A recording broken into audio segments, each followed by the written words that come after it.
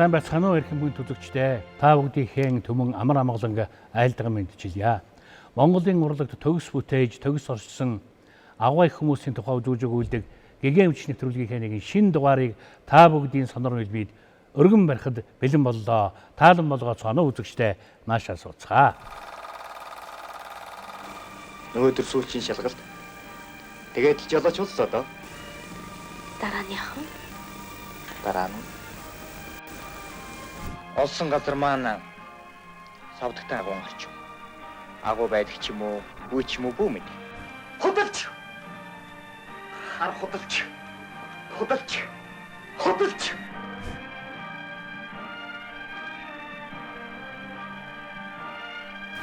Одоо л бүх юм эхлэн дээ.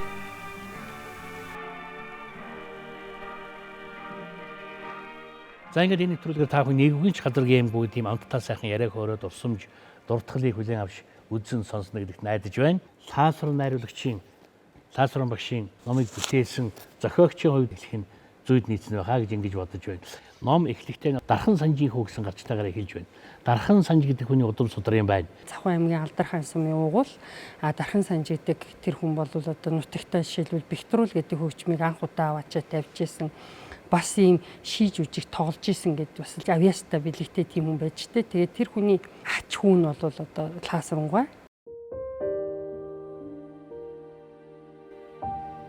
Алдархааны төвийн баруун урд орших захиур толгой дээрээс 5 үлээсний шугуу тодхон харагдана.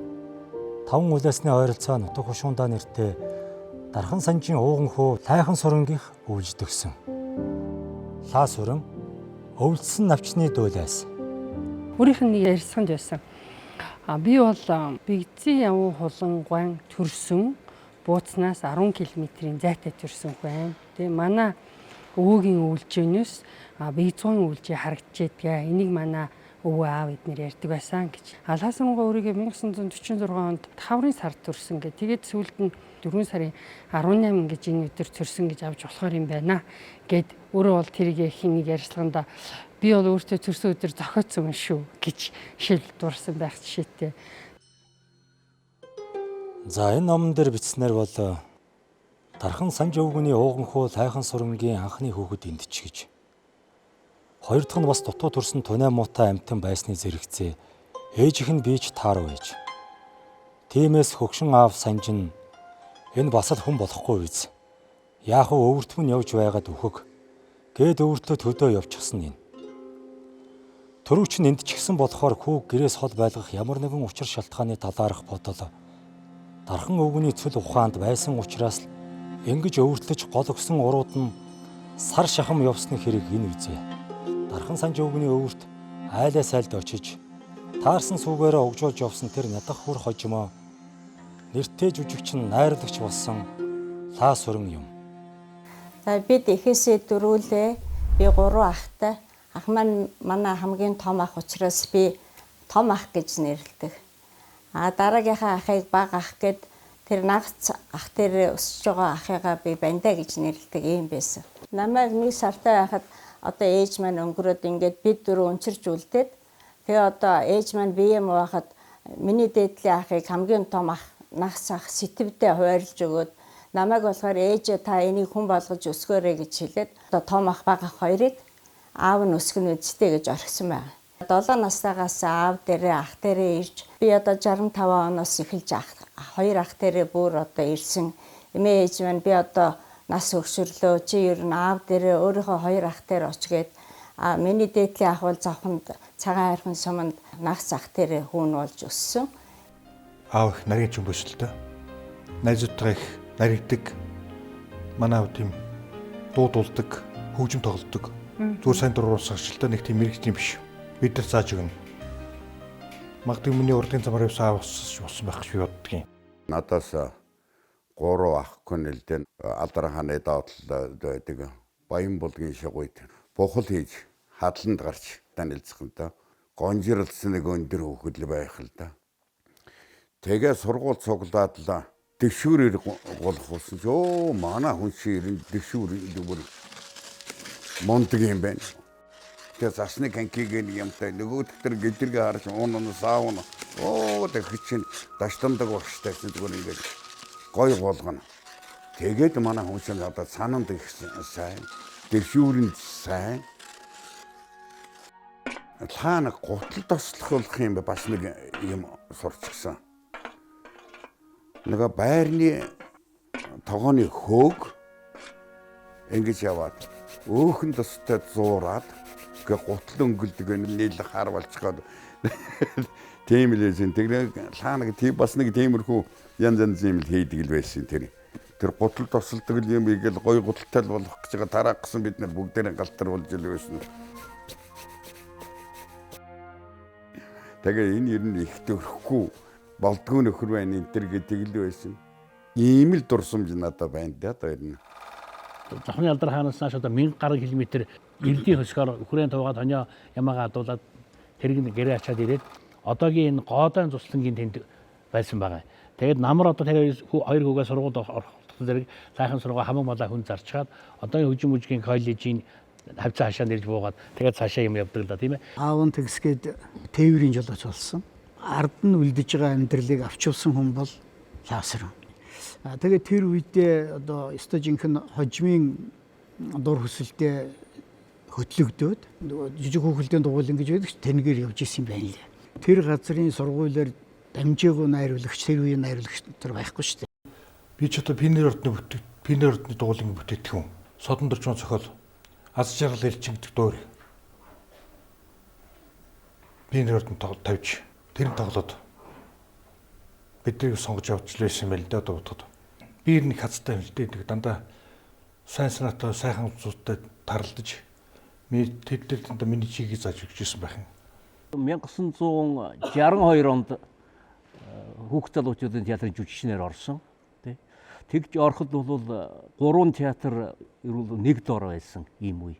Тэгээ хүүхдийн театр дөнгөж байгуулагдаад байсан үе болохоор одоо манай оюун багш Ванган найруулагч төв театрын удирдлагууд бол хүүхдийн театрт онцгой анхаарлаа хандуулдаг ийм байсан.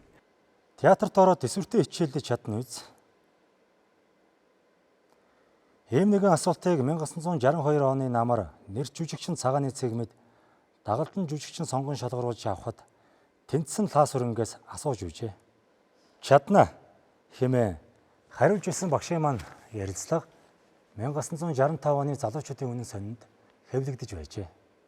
Лазар маань жоохон өндөр шамбар борхоо орж ирж байсан. Тэгээд орж ирээд дөнгөж эренгүүтлээ хөрхи ахмад жүжигчингүүдэд халамжлан хүмүүжүүлэгчгээд өгчдөг байсан байхгүй юу?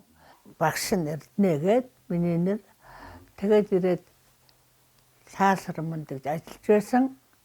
Манай Лазар бол их ноён нуруутай, их сайхан дөвшин зантай юмыг доор нь хүлээж авна.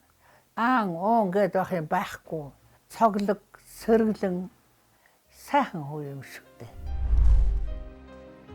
Цагааны цэгмэд гуйд чадна гэж хэлсэн ч шууд дагалдан жүжигчин болчихоогүй. Эхлээд хэсэг хугацаанд тайцсагчаар ажиллажээ. Тун удалгүй түүнийг албан ёсоор дагалдан жүжигчин болгожээ. Ингэж л 16 настай Лазар энгүй хавьяастай эгэл даруухан нэгэн болох Сэдэд хэмээх жүжигчний шав болжээ. Түтгэр хайсан та хоёр шиг залуусын сонирхдаг мар бишээ.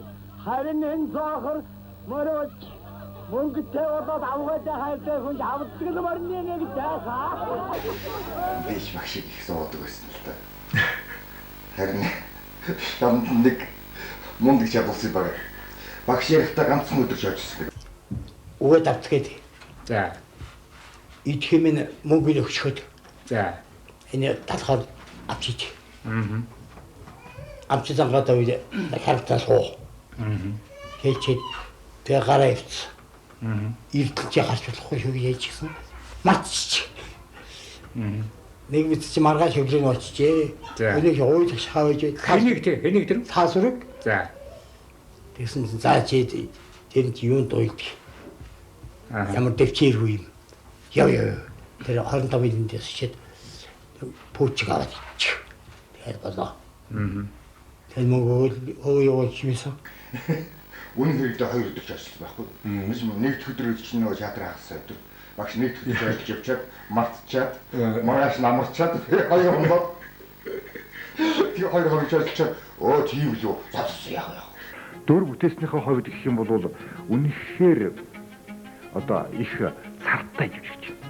Инээлмийн юмд ч явдаг, эмгэнэлтэй юмд ч явдаг, харгас хатуу буруу талын юмд ч явдаг, зөв талын дарга эцэг энэрэнгүй сэтгэлтэй юмд ч явдаг. Өөрөө ерөөсөө их тийм өргөн цартай, өргөн сэтгэлтэй авьяас бол агуу. Толгонуудаа та нар битээр шуугадаад бай. Та диспетчер олж тэмдэглүүлээ зүгээр танилцгаа. Хөөе. Чи ч манаваад данх хэрэгтэй нанслан маш хэл байсан. Одоо байсаар байгаа тохирол маш их болох нь үү?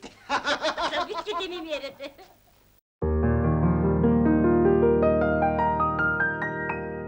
1966 оны тэмдэглэл нь. За энэ үед бол багш маань одоо яг жүжигчин болцсон яг эд жүжигчний хийж байсан үеийнхэн тэмдэглэл нь байна. Өглөө очиод л өргөдөл бичээд мушкад өгөв. Тэр юу ч хэлэлгүй аваад намайг дараа ярилцъя гэв. Энэ явдлыг хурдан нэг тишээ болгохыг яарч байна. Мөн Ромыг би бэлдэж байна. Энэ ролд намайг хэрвээ тоглуулахгүй юм бол би ахаад ямар ч рол тоглохгүй мөн урлагийн ажлыг хизээч хийхгүйгээр үрд хаяна. Оромойд сайхан оромой болсон шүү. Манай Лаасран сайхан өндөр нуруутай, их гоё, төв дэвшин. Ер нь оромойгийн дүр бүтээхэд бол Лаасран тун сайн болгосон сайн оромой болсон гэж дүгнэдэг юм байна лээ багш нар. Нэг удаа Оромой Жулиеттэй тоглоход нь би ах хөвчтэй гэж хашгираад тэгээд дараагаар нь өрөөнд нь орсон чинь чи ахиж одоо юм үзэхгүй чи яанхаараа гэж хашгирдیں۔ Би одоо ажилласаа халагдсан штэ гэж хэлжээж билээ. Оромой Жулиеттэй жүжигийн Парисын дүрийг одоо өгсөн байдаг. Жирийн хүмүүс гэж нэг сайхан жүжиг одоо хүүхдийн театрын түүхэнд онцгой юм бүтээл. Мушка найруулагч найруулсан. Паул Гарчагны дүрийг өгсөн байгаа. Бол тэрхүү атаксныг бол Монгол хаан найруулагч найруулсан. Бид нартай ярихдаа Паул Гарчагн дээр ярьдаг. Паул Гарчагны дээр нэг нүдэн сохорсон хэсгээр тоглоход би сохор хүн шиг болох гэж их тийм сургууль хийдэг байсан гинэ. Талтайг сургууль хийдэг байсан. Сорив тавьдаг байсан гэсэн. Тэр сорвоо ингээд өөрөө сорвтой ингээд төсөөлөд ингээд сүүлдээ ингээд нөгөө сорив тавьдаг гэсэн сорвгүй ч гэсэн сорвтой юм шиг ингээд нүднүүр нь ингээд өөрт нь мэдрэгдээд байдаг байсан гэж байгаа юм. Тэгээд толмол ингээд харахаа сорвтой юм шиг заримдаа харагдаад. Тэгээ бүр тэгээд дадал болчихсон байсан гэж байгаа юм. Би ч гарахгүй энэ нэг юм хөвчлээсээ гарахгүй сүүлд нь жүжиг дуусаад 2-3 сар болсон гэдэг байгаа юм. Тэгэхээр энэ болчингууд өөртөө өдөрдөгтөж эхэлсэн л байгаа юм. Нүүрний болчингийн хэсэг. Тэгэхээр тэр бол бас тэгтлээ орно гэдэг нь манайст аюу том сургууль байгаа юм.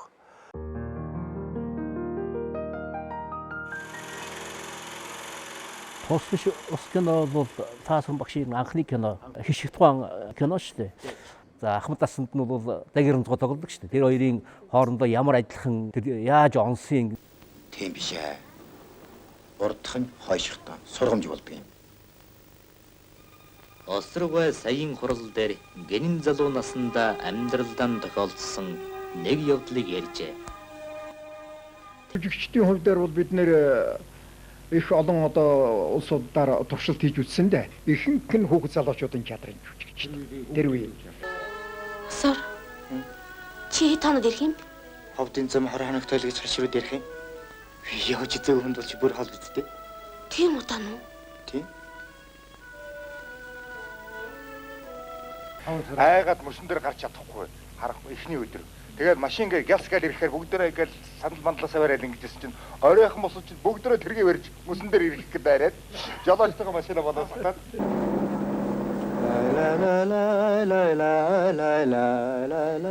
Өнөөдөр шинэ жил. Хотод ямар сайхан байгаа бол? Залуучууд бүжиглээд л. Бүжиглэх үү?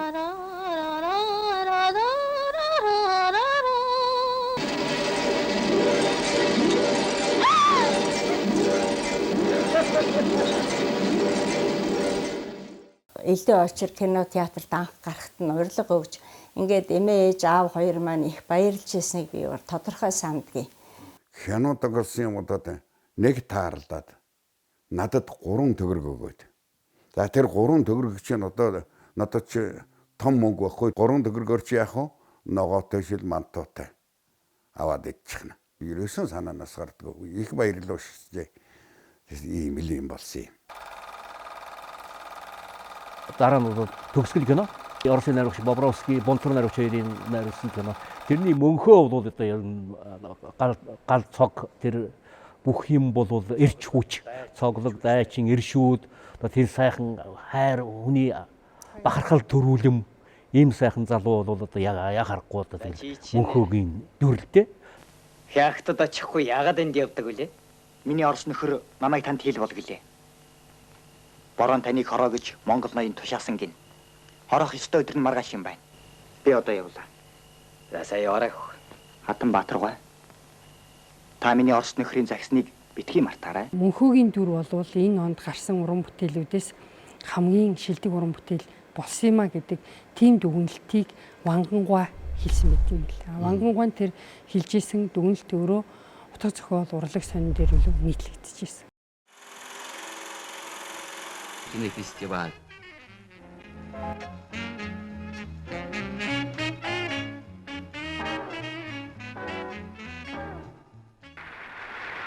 И самих гостей.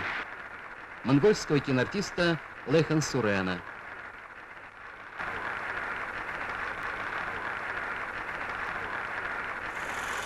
Жалбаагийн чоожин булгалаа гэлөө. Би ч бас дэрнэс дутуугүй л дөвчгөн энэ дөө.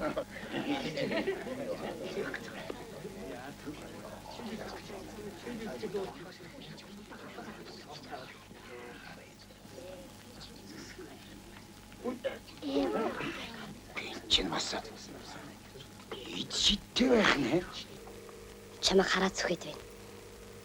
Тэгээд би аав ээжтэйгээ муудалж чад ирлээ. Багшийн нэр нь энэ намын сургуулийг барахад намын ажил гэдэг чинь бас л багш гэсэн үг шүү дээ. Тэгтээ арай илүү өргөн хүрээтэй. Хүмүүжил, амьдрал, хөдөлмөрийн багш гэж. Говийн тулцсан кинон дээр хамт ажилласан. Би зэдэн бол нөгөө найруулагч Лувсан орндод тоглосон. Гиз төгссөн дөнгөж тэр орос хэл сайтай тэр олон талаас нь бодсон таасан багшийг тэр дүр сонгосон баг. Сайхан дүр дээ. Гоё дүр. Танилцсан. Намайг Надежда Федоровна гэж товсон. Танай охин Анна Дмитриевнад манай монголчууд их сайн байдаг юм. Манай хүүхдүүд захиа өчгөл ховор юм да. Малгай гаваач. Тийшээс үү? Цаав. Ямар сайн юм бэ? Тэмцэн шийд гараад л ингээд яваад ирлээ. Суугач. Баярлалаа. Цаавцгая. За.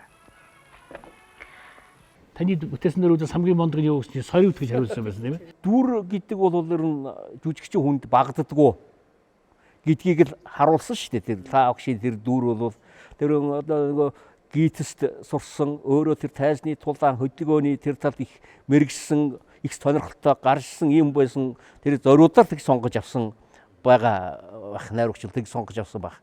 Өөрийгөө одоо нэг маш их дайчилж гаргаж ирж тоолсон. Тэгвэл сорвт гээл тэгэхээр л юу илээ ямар хөдөлгөөн билээ гэж бидний санаанд бүгд орж ирж штэ. Тэгэхээр тэр өөрийнх нь хувьд бол тэр үнэхээр чухал дүр. Цаадахыг юу хийх нь яах нь хайрчих нь гэдгийг л сайн харж байна. Төмрөө нааширтаа ярих юм байна. Яваал очсон чинь би нэг ацх шүдний зөрөө гэдэг кино тоглож байна. Тэгсэн надад ийм карате хий. Би нэг хэдэн прием хийгээд чи нэг хараадах та болж гэнэ үү юу. Тэгэл ийсэн чинь тэр гар хөлөөнхөн хөдөлгөөн тэр мундаг. Хөлн жоохон дэшээ явдаг. Манай. Таны жоохон хөл жоохон дэшээ. Ерөөс дэшээ явахгүй байна. Арай жоохон дэшгэнэ тэгшгэн гоё шулуухан шидэх юм бол их гоё болно доо гэсэн. Чөлөөтэй хийчмээр байна. Тэгсэн чинь чөлөөтэй хийхэд зай ингээд шаардлагатаад болохгүй. Тэгээ нөгөө камерын нөгөө юунд нь тоочгонд нь орж өгдөг гарч ивчих гэдэг юм. Тэр хүн тэнд нь хийхээр зэрэг нэг тэр хан ман тэрэн дээр нэгээр хөл гар явчихгүй айгүй хэцүү байна.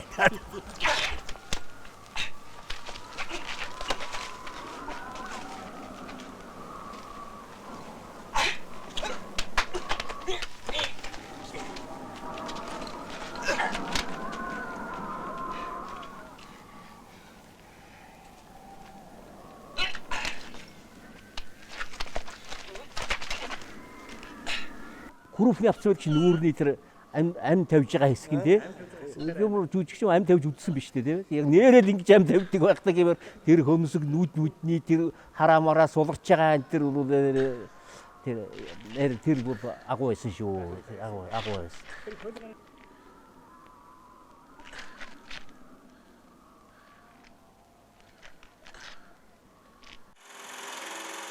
Тэгэхэд гарын тавруу жүжигийг хэлмээр байгаа. Одоо Донбай.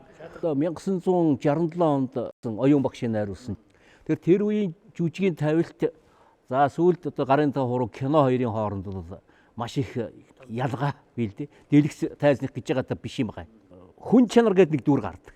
Чи бол одоо хэдэн хүүхдээ өнчрүүлсэн. Чамд бол ер нь чи ийм бараг амьд явах хэрэг байхгүй гэсэн ухааны юм гэсэн тий.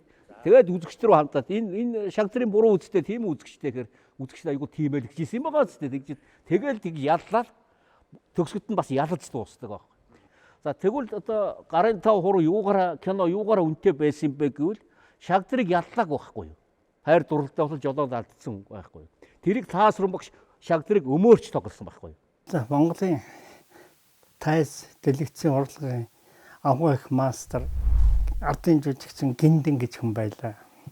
Гиндэн гоо бол 60-аад онд Хүүхдийн театрын ерөнхий найруулагч байсан. Тэгээд олон сайхан залуу Нямгаваа гэх найруулагч мөнгөд орж таасран дорж самбоо гэд энэ дөрвөн хүн Гиндэн гоо гараас гарсан. Энэ дөрвөн хүн Монголын кино тайзны урлагт бол одоо дэлгэцийн урлагт бол үнэхээр том одоо урлагийн том ард түмний сэтгэлд мөнгө хүрсэн ийм бүтээлүүдийг төрүүлсэн. Нямгаваа найруулагч өөрөө хүүхдийн театрт хоёулаа цуг ажиллаж исэн. Лаасран багшийн зан аран шин бүх юмыг мэднэ тий. Тэгээд жүжигчин тэр дундаа кинонд тий. Кинонд бол бүр дүр тохируулах гэдэг типаж тохирно гэдэг бол одоо баг дийлэнх амжилтууд тэндээс гарна шүү. Баяр яаж байгаа юм бэ? Зүгээр бай. Зүгээр айтайхан тоглоо. Анх бол би Лаасран ахтай бол яг нөгөө тоглоно гэдэг мэдээгүй. Ерөнхийд нь бол би мэддэг байсан л да. Манай аавтай бас найз байсан. Дарханд бид нар чинь 4 үйлрлийн зураг авсан учраас бүтэн жил тэнд байсан. Балжингаа бид нарыг ер нь яг нэг гэрэг бол болгож чадсан байхгүй юу. Тийм болохоор их хурдан тассан. Хаач явсан би Лаасрангааг ааваа гэж дуудав. Кинод ингээд дууссаны дараа ч гэсэн би Лаасрангааг ааваа гэж бас дууддаг байсан. Бид хоёр таарахаараа миний хөөгөл бас уулздаг байсан. Яг баг байсан болоод яг аав ээж хоёроо салчлаа гэдэг тийм сэтгэхүй аюул сайн суусан байсан юм шиг байна. Тэгээ нөгөө хорлоогийн гадаа хоёулаа нэг шатан дээр суугаад нэг уулзаа сууж идэв нэг сцен байдаг байхгүй юу. Тэр ерөөсө санаанаас гардаг байхгүй юу. Тэгэхэд миний бүр яг өмнөөсөө бараг сэтгэл зүрх ингээд нэг тэ аавгаа алдсан юм шиг тийм сэтгэл аюул төрж исэн байхгүй юу. Та нар минь тэгээд ямар шуухан байна да? Яг вэ? Сайн. Ээж нь сайн уу? Ээж имлэг твтчихсэн. Оо тэгсэн үү? Хизээ тэрв? Зөндөө олон хонж.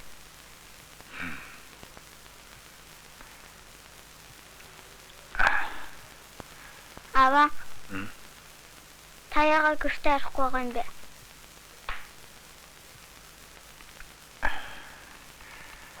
За минь хоёлоо оръё. Гэртээ оруулахгүй тэр сарвцсан сууж байгаа тэр нэг үе. Нөгөөх нь тэр нөгөө хорлоогийн гэрлөө хараад ингээ нороод байж байгаа. Аавыг амар даарсан баг гэж би бодож байсан. Ланзгар хөтөн байсан. Тэгэхэд тэр зургийг тэгж дүрээ гаргаж тоглож явах бол бас ямар сайн жүжигчин байсныг харуулж байгаа байхгүй. Аваа таач ирсэн бэ?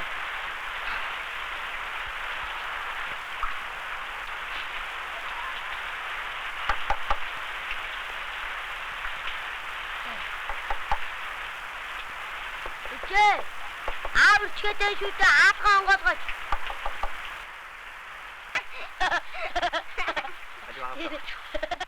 За энэ бол маш сонирхолтой тэмдэглэл байна. Багш маань гарын 5 хуруу уран сааны кино тоглож байхдаа энэ тэмдэглэлийг бичсэн юм байна. 1982 оны 8 сарын 26-нд өчигдөр норж даарснаас ч болсон юм уу? Энэ бие маань тун таар байна. Гэвч шинээр зохиосон хэсгийн зурганд орлоо. Энэ хэсгийн зургийг би өөрөө бодож олоод найруулагч нарт ятгаж байж авах болсон юм. Энэ нь Шагдар должин хоёр гэртээ унтахын өмнө хэсэг юм. Тэнд Шагдар хорлоог бодно. Должин харин Шагдрыг хүснэ. Гэвч Шагдрын бодол өөр газар байх ажээ.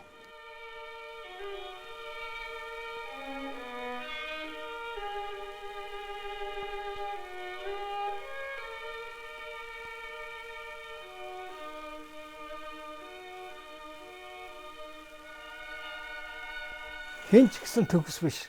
Өнөөдөр амьдрал төгсгөн гэж байхгүй.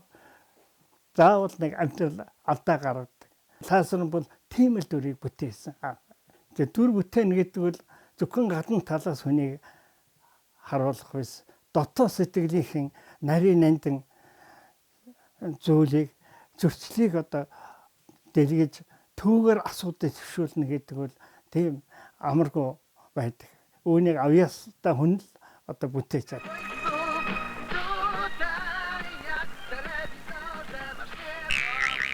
Шагдар чи сонс. Чи зөвхөн өөрийнхөө жаалын төлөө нэг эмэгтэй 5 хүүхдийн амьдралууд боломлоо. Чи 5 хүүхдийн эцэг. Тэднийг сайн хангах эрх мөргийг нийгмийн өмнө хүлээсэн хүн. Энийг зүйлийг чи батлаа. Өөрөө өөртөө ингээд тэмцээдэн шүү дээ тий. Тэгээд тэр чи өөрөө энэ дүр өөрөө эхнээсээ яг ийм бараан байж байгаад бараанаар дуусж байгаа дүр биш юм биш үү гэдэг тийм санаа бас тэр дундаас гарч ирдэг юм лээ. 1987 онд бас Москвагийн олон улсын 13 дугаар их наадамд 102 орны 150 гаруй уран бүтээлчид кино уран бүтээлчид оролцсон их наадамд гарын 5 3 кино бол айргийн тавд орсон. Москвагийн их наадмын олон улсын их наадмын диплом, хүнд диплом өгсөн байгаа. Ингээд 150 гаруй дэлхийн кино уран бүтээлчдээс айргийн тавд орно гэдэг бол том амжилт байсан.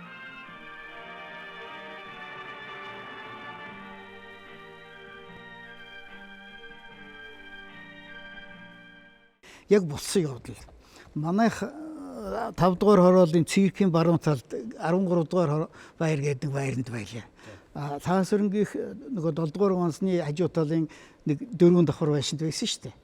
Манай тэнд циркийн баруун тал зүүн талын хүүхдүүд хоорондоо талцаад болцож байгаа чулуу шидэж байлддаг байсан. 80 хэд од. Тэгснэг өглөө бол хаалга пичгэн нүдэл ороод ирлээ. Юу болов яав юу гэсэн чинь нөгөө хүүхдүүд чинь хой нөгөө Шагдар чи явж гин дайраад гал ингэж чулуугаар шидэд. Та намун дээр бичсэн юм энэ тухай тийм ээ? Тэгээд яг хөөгдөд манахаар орж исэн баггүй. Ямар ч байсан тэр үеийн тэр нөгөө зүгээр л хүүхдүүд шүү дээ байлдаж байгаа хүүхдүүд. Тэр хүүхдүүд Шагдрыг тэгж л хүлээж авч. Шагдрыг харахаар нэг тийм гомдох шиг яг тийм эмэгтэй хүний зүгээс тийм мэдрэмж төрөөд байдаг. Өөрөөсөө тэс өөр ийм гоё дүрийг одоо Монголын кино урлагт ингэж гоё үлдээж чадсан гэсэн үнэхээр бахархууштай байдаг. Багшийн манаас уран чадварын маш том илэрхийлэл болсон гол том дүр гэж дотроо боддог. Тэгэхээр Лазар гэдэг хүний уран бүтээл бол жүжигчин гэдэг тэр згээс эхэлсэн тий эхний уран бүтээл бол одоо тэр пионерын ордонд ас жаргалын эрэлчин тоглолч гэдэг юм жүжигчнээс эхэлж тий тэр сүүлийн тоглосон кинонууд одоо би чамд хайртай ч юм уу Шагдрын дүр ч юм уу тий энэ дүрүүд бол Лазар гэдэг хүн өөрөө жүжигчнийхээ хувьд хэн байсан юм бэ гэдгээ эргэж ирж одоо тэр чинь бас нас нь бол залуу биш тоглож байгаа шүү дээ тий тэгэхээр жүжигчнийхээ хувьд одоо тийм эргэж ирж хэн байсан бэ гэдгээ харуулсан ийм дүрүүд бол яхаарахгүй мөн. За дэлгэр. Суу. Уучлаарай хөш. Суул та.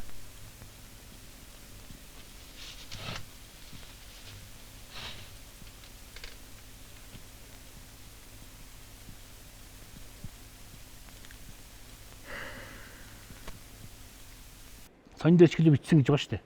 5 хүүхдээ өнчрүүл цайсын Шагдар одоо энэ ардын хүүхдийг боловсруулах сургуулийн захирал байхдаа яадын энэ төр гэсэн гарч ирсэн гэж байгаа тийм. Тэгэхээр гарын 5 орны Шагдар би чам тартай киноны захирал хоёрын дүрийн ялгамжууд. Найруулагчд нь зохиолчд нь нэг хүн Бажин найруулагч найруулагч тийм ээ. Бүтээгдсэн онцаг бас ойрхон. Ойрхон. Тэгс мөртлөө бол За энэ жүжигчин өөр нэг иймэрхүү дүрдэл тоглодог юм да гэд одоо тэгж сонгодог тал байдаг тийм ээ. Киноноос кино жүжигээс жүжигт. Энд бол хоёр хоорондоо эрсдэс зан аран шин зориг хүсэл нь өөр тийм дүрүүд биш. Шагдар захирал хоёр бол тэгэхээр сайн жүжигчин бол одоо тэр тэгж хувирч тоглож чаддаг. Тэрний илэрхийлэл гэж би ингэж бодож байгаа. Тэгээд тэр хоёр найруулагч бол Лаасрын багшийг энэ дүрд за хэрвээ энэ дүр тоглосон бол энэ дүр чадна гэдэг тийм нөөц чадвах одоо тэр авьяас бэлэг туршлагт ингэж найдсан хэрэгэл гэж би ингэж хэлмээр. Нэг бол нэг талаас сорьсон хэрэг.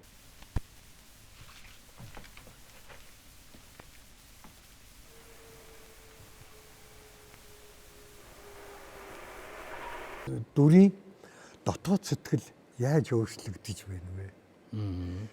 Тэр дотоод сэтгэл нь өөрчлөгдснөөрөө буруутай болон зөв байгаа улсууд найз нөхд рүүгээ харц яаж байна вэ? Хүний дотоод сэтгэлийн илрэл нүд гэж ярьдаг шүү дээ. Багшийн бодолтой нэг харц байдаг да. Бодоод ингээд энэ хүүхдийг яах вэ гэх юм.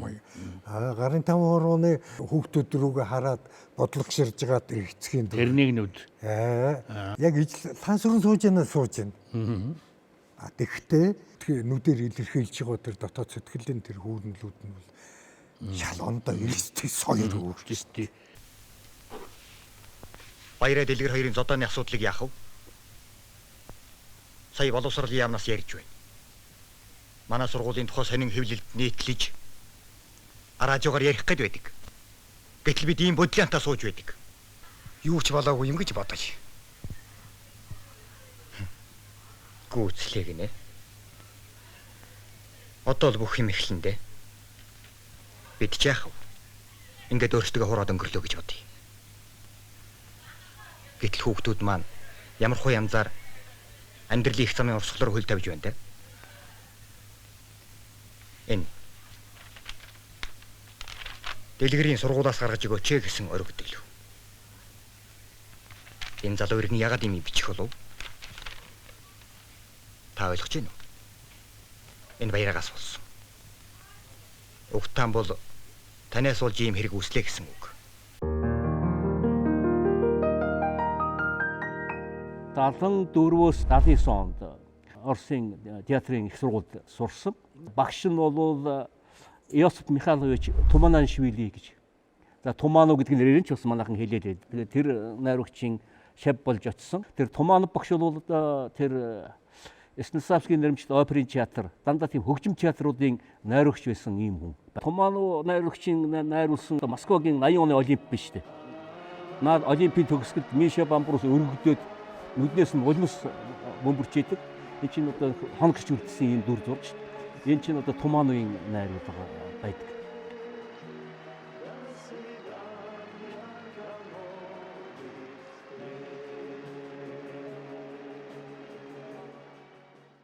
Тэгээ та багшийн бол найруулсан жүжигүүд одоо оюутнуудаа ажиллаж байгаанууд бол маш их хөгжимлөг ийм хөгжмийг маш их ашигладаг. Энэ бол бас оюутанд сэтгэлээ хөглөх нээхт бол бас их өгдөг. Жүжигийн утга санаа дүрийг толруулах ч гэсэн их хэрэгтэй байдаг нь ойлгомжтой л дээ. За энэ тэмдэглэл нь бол 1975 оны 12 сарын 15-нд гиз сурж байхдаа бичсэн тэмдэглэл байна. Нина Петровна миний Отревкийн сургууль хэлгэлээ. Бас л багштаа санал зорилоо. Гэвч энэ багш бол түрүүчийн багштай адил биш бөгөөд бидний зөрчилдөөн бол жинхэнэ уран бүтээлч хүний ажлын явц тул надад ашигтай байлаа. Харамсалтай тал нь энэ Отревк маань явж миний хийсэн ажил биш. Нина Петровнагийн хийсэн найруулагчийн ажил болж хувирах аюултай тул би санаа зовж байна. Тэнд сурч байхдаа тайзны хөдөлгөөнөөр маш их юм сурсан. Энэ ч одоо тэр тавилтууд дээр нь харагдж байдаг театрална жизнь сэтгүүл. Тэн дээр гийцийн оюутан тэр сэтгүүл дээр зурагтайгаа гарч ийсэн шүү.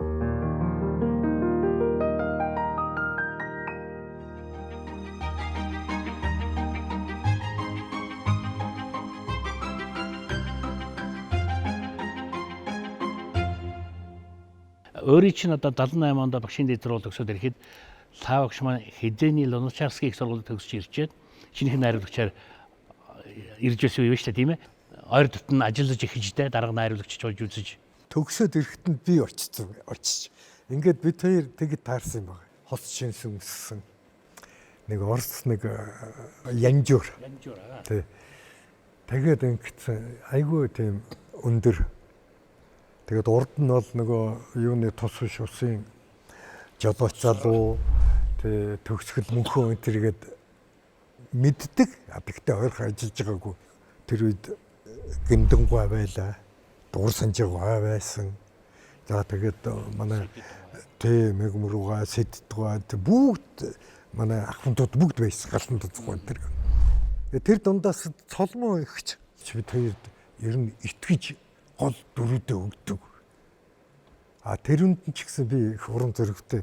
Ер нь театр тайзан дээрх бүх юмыг зааж сургаж миний цаашдын тайзан дээр тоглох үндсэн ойлголтуудыг лайсвар найруулагч өгсөн юм байна. Хөвдө хүүхдийн театр, драмын театр тохоо үед бас залуу жүжигчдэр үнэхээр дутдаг байсан. Тэгээ тэр үед манай театрт ганц залуу жүжигчин Төмөр Баатар.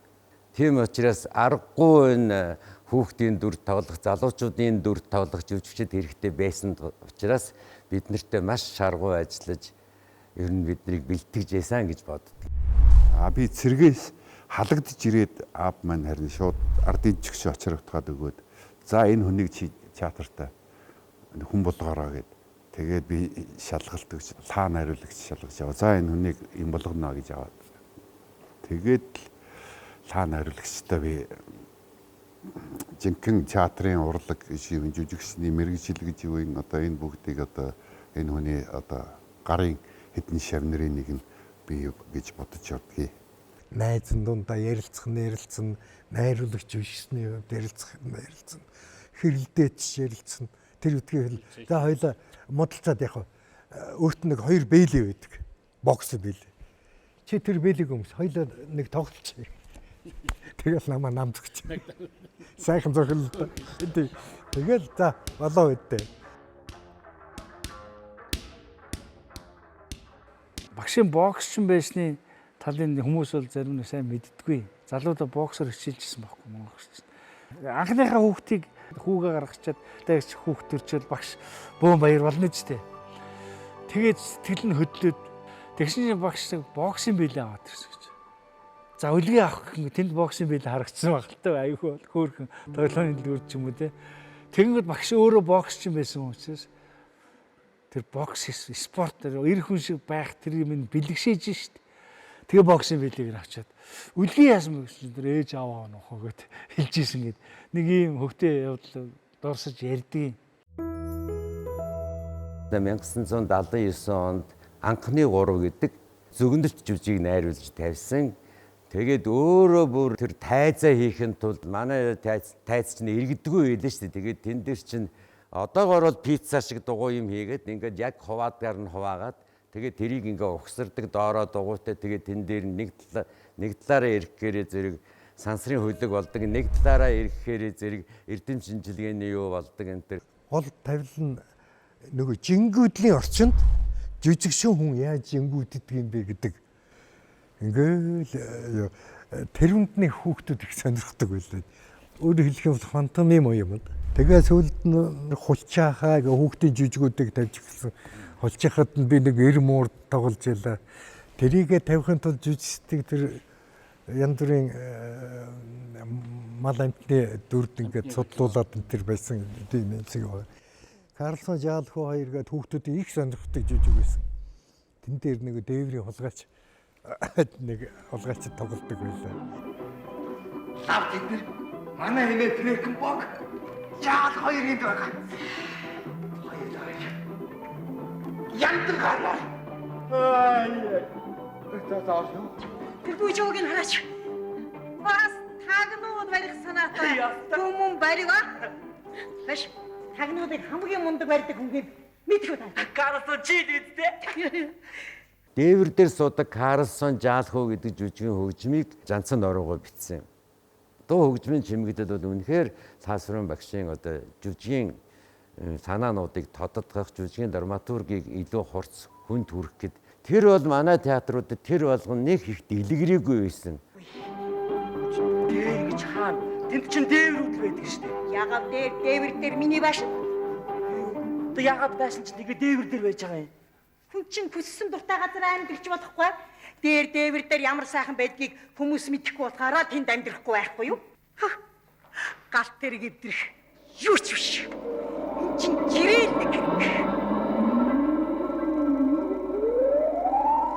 Оросд нөгөө сургууль төгссөн болохоор Оросын театруудын жүжигүүд бол дандаа мэрэгжлийн хөгжмийн зохиолч жүжигнэнд зориулж хөгжим бичдэг байсан байхгүй юу. Анх ерөөсөө орж ирээд тэр Задын чулуу гэдэг жүжигийн хөгжмийг бол алдарт Жанцан нуруугаар бичүүлсэн.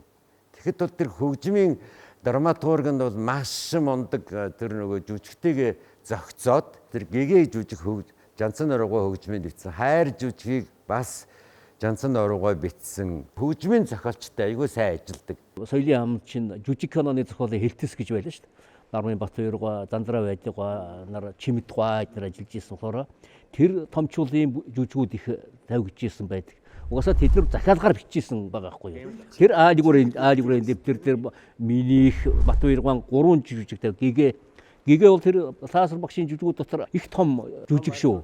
Энэ гэгээ жүжигийг лаа найруулагч яг сонгодог жанраар нь барьж ажилласан гэж би боддتي. Хоёр нийгмийн үзэл санааны зөрчил, хайр сэтгэл энэ бүхэн энэ гэгээ жүжигт ингэж шингэсэн байдаг. Энэний тавихтаа лаа найруулагч тайсны дунд ганц хүрд одоо нүгэл буйны одоо дэнсэлсэн тэр бүхнийг одоо энэ гандангийн дэнжи хүрдээр ингэж тодорхойлж энэ дээр одоо гол масс гол сценүүдээ бол ингэж тавьсан байдаг. Тайзын бүр тас хар зураг захиалж одоо сосор зураачаар хийлгээд өөрөө санааг нь гаргаад тэгээд тэр хүрдэн дээр тэр Соломон эгччин болохоор зэрэг сохор хажид гэдэг дүр тоглодог. Тэр нь болохоор зэрэг хүүгээ төрсөн эцэгт нь алуулсан байгаа юм баггүй юу? Сохор хажид. Тэгээд тэр нөгөө их нь гашуудал мундаг монолог явдаг баггүй юу? Одоо бүр ингээд тэгээд тэр монологноос тэгээ галзуураад эхэлдэг зүйлдээ төрсөн эцэг нь хүүгээ танихгүй байхад харахгүй яасан энэ бурхан чинь гэж бурханаа авч шийдээд бурхан байдаг чинь ч худалдаа хав харанхуйгүй. Яг тэн дээр нэг хөгжмийн чимэглэлийн Жанцан нурууганы гоё аккорд орж ирэл тэгээд бүх хүмүүс ингээл үзэгчид, жүжигчид бүгд ингээл яг тэр хөгжмийн атханд ороод тэгээд цаашаага монолог нь маш гоё уянгийн хэсгээр үргэлжилдэг байхгүй байц та. Байц миний хүн нөгөө өмснөгээд яриадсэн шажигндаг гутлаа өмссөн явна.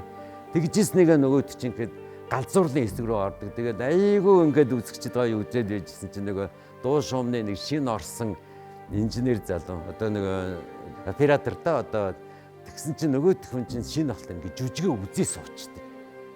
Тэгсэн чинь хөөе мичэд гомбоо чи наад Соломонгийн аккордыг өгөхгүй яасан бэ гэд надад наараас нь тослох найруулагч хэлнэ үсттэй.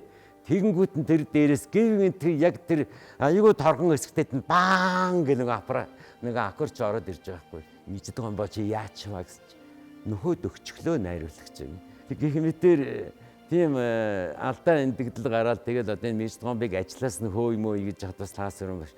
За одоо яг холбооны инженер хүү юм байна нэгдүгээр. Тэгээ одоо ядаж уран сайхны хэмжээндээ чадахгүй юм аа гэхэд ядаж энэ нөгөө техник хэрэгсэл одоо энэ хамаг явдаг утас шүрмс энийг мэддэггүй хэсэгтээ байлгая гэд бас авч үлдчихсэн шүү. Тэгэхээр зэрэг өөр найруулагч шууд одоо чи зайлгэл хөгөө явуулчих байсан баг. Тэгэхээр зэрэг ер нь бол хүнийг их тийм хайрладаг, их зөөлөн сэтгэлтэй тийм хүн байсан.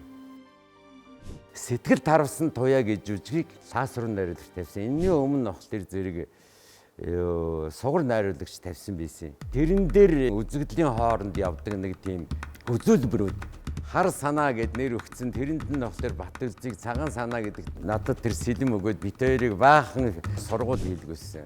Тэг өөрөө бол тэр тайсны хөдөлгөөний юм айгу мундаг эвсэлтэй. Тэгээ үзэгдлийн хооронд бидний бит хоёрын тулаан бол өөр тайсны хөдөлгөөний ур чадварыг харуулах гэсэн найруулагч хүний санаа байсныг сүүлд нь ойлгосон юм аа. Та найруулагч тэгээ биднийг одоо хэсэг дагалдан жүжигчнүүдийг эс эрдний хатуу тоглоом гэдэг жүжигэн дээр тэр том хүний бичсэн жүжигэн дээр зоригтойгоор ингэж дөрүүд ингэж хуваарлж гисэн. Тэгээ бүр гол дөрүүд нь чухал. Тэгээд надад эрдэмтэн лонж тэгээд 40 нилийн гарсан хүний дөрвийг эрдэмтэй доктор тийм профессор хүний дөрвийг наддаг. Би чи юугаач мэдэхгүй одоо антин шүү дээ. Нас их итгэл өгч байсан.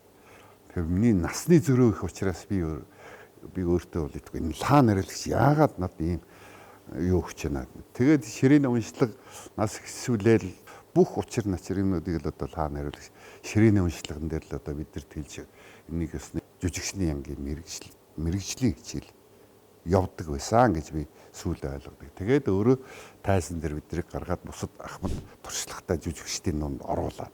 Тэгэхээр зэрэг лаа нариулагч бол сургууль хүмүүжүүлэх жүжигчин бэлтгэх талдаа бол бас их мундаг.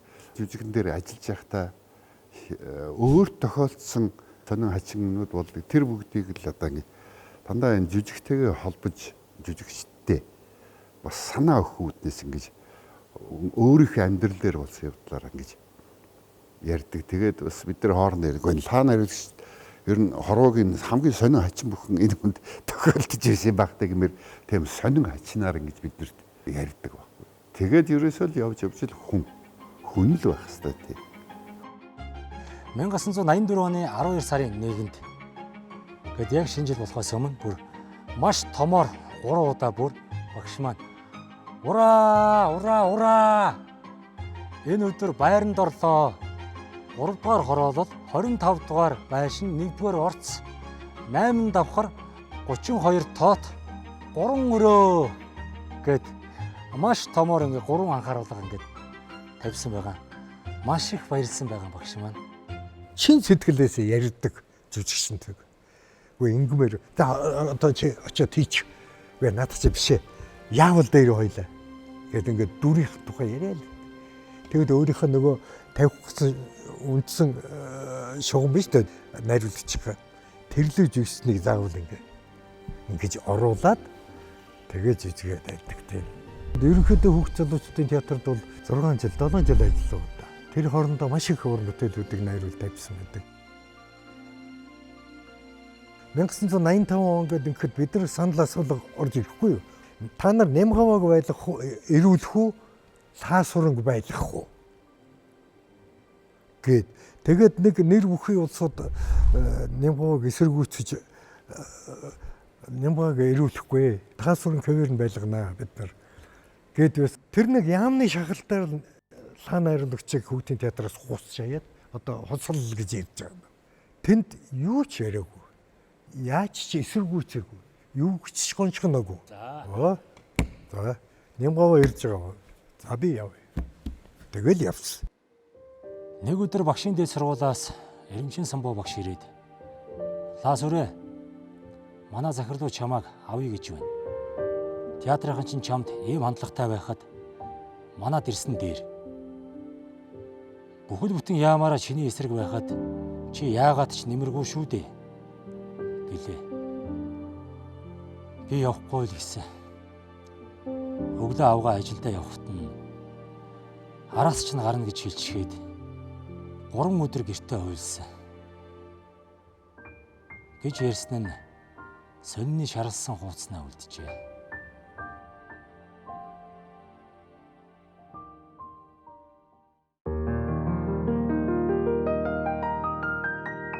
Тэгэхээр 85 оноос эхлээд багшийн ажил эрдэмэр орсон байдаг шүү дээ, тийм ээ. 1985 оны тэр үйл явдал бол үндсэндээ Монголын театрын урлагт одоо тийм сайн, гоё, гэгээтэй одоо маш олон уран бүтээлчийг, маш олон сайхан жүжигчдийг бий болгох тийм эхлэл зэг болж ич тээ. Өөрөөр хэлбэл нэг хаалга хаагдах нөгөө хаалга нэгдэж идэг гэдэг шүү дээ, тий. Багш болох гэдэг хаалга бол маш гайхалтай. Тийм, маш гайхалтай түүх байсан байна, тий.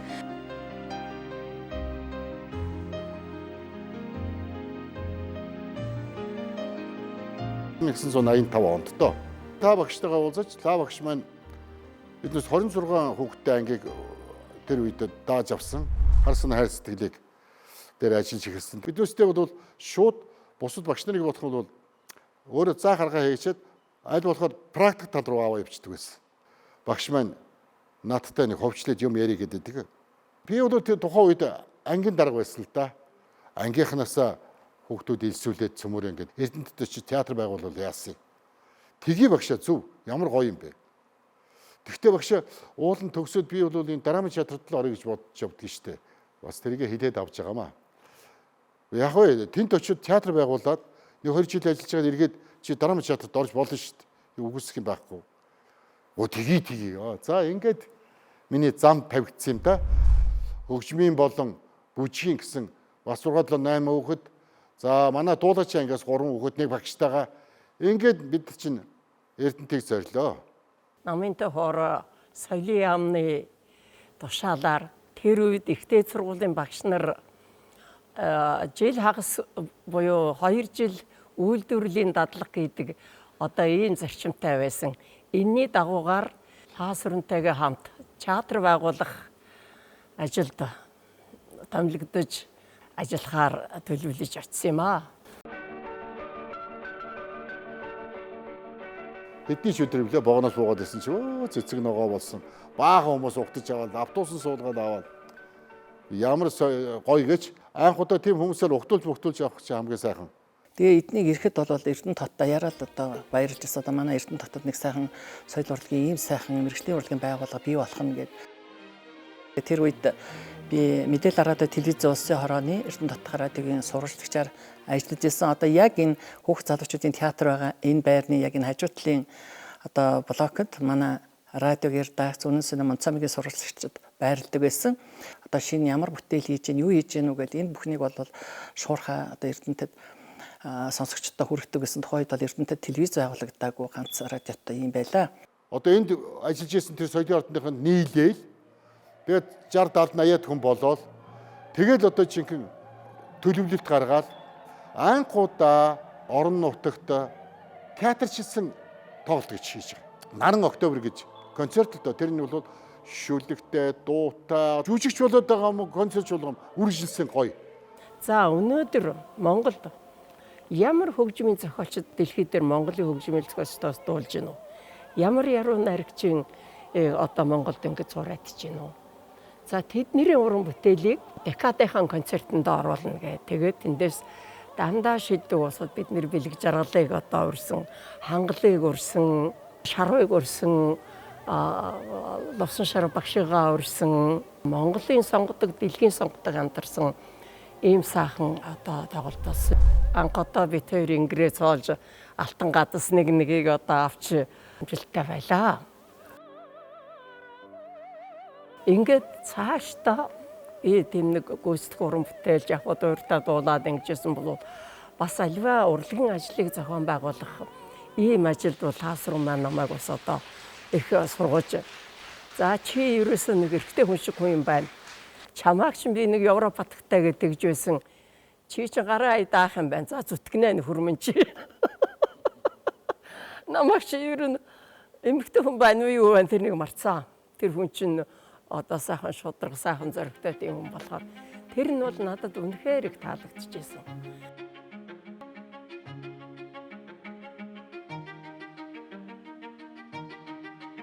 Юус нэг 3 хонсон баха. За та нарын байр бэлэн боллоо гэдгийг. Хамгийн гайхалтай юм тэр байсан. Энэ байр дөнгөж одоо ажилтанд орж ирсэн. Тэгээ энэ подизиг, энэ 2 дугаар подиз нэг дотор 15 айл байдаг. Хуваагдаж орсон. Энд чинээс бөөнөрөө гараад театрт угаа алах нь шүү дээ. Тэгээд театр дээр очиж ажиллаа хийж байгаа 12 цаг үед дахиад завсарлаад эргээд наашаа алах нь ер нь ийм жим гассан. Дандаа л алхаал тэгээ дандаа инээ төөртэй. Гэтэ энэ байранд одоо бол манайх л байна. Намайг нэг дараад нэг 4 жилийн дараа 5 жилийн дараа нэг очиод ингэсэн чинь за яах вэ? Чи драмын театрт орох уу? Би одоо чамаа оруулаад өгье. Чи өөрөө тэгжсэн шүү дээ гэдэг. Гөөгүй би тийм байхгүй. Та өөрөө айгүй сони юм бэ. Чи өөрөө Эрдэнэтийн театрыг байгуулчаад тэгээд одоо энийг чи бөөрийсэх, энийг чи театр шиг болох чиний өөрийн мөрөөдлийн театр ямар байдгийг тэрэндээ хүрхэнтэй тэмцгэсэн. Би тэрний төлөө явж шít.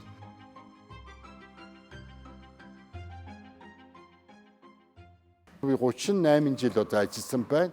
Одоо манай Баяр Магнаа бол Эрдэнэ татын хөгжим драмын театр одоо уг залуучуудын театрын уран сайхны удирдаач, найруулагчаар олон жил ажилласан.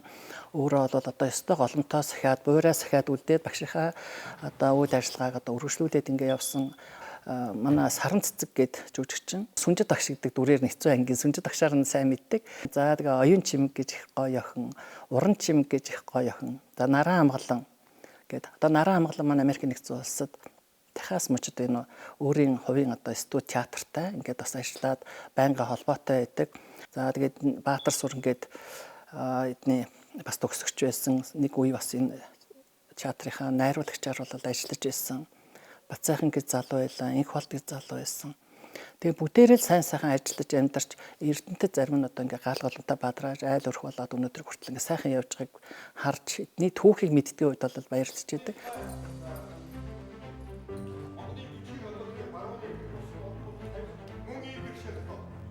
Хөдөөгийн бусад аймагуудын одоо уран бүтээлээс шал өөрөөр уран бүтээлийг ингэж хийсэндээ сонгодог драмын жүжигүүдийг энэ театрын тайзан дээр тавьсан байхгүй бол би энд байх хэрэг байхгүй, хатагтай таач гэсэн байх хэрэг байхгүй.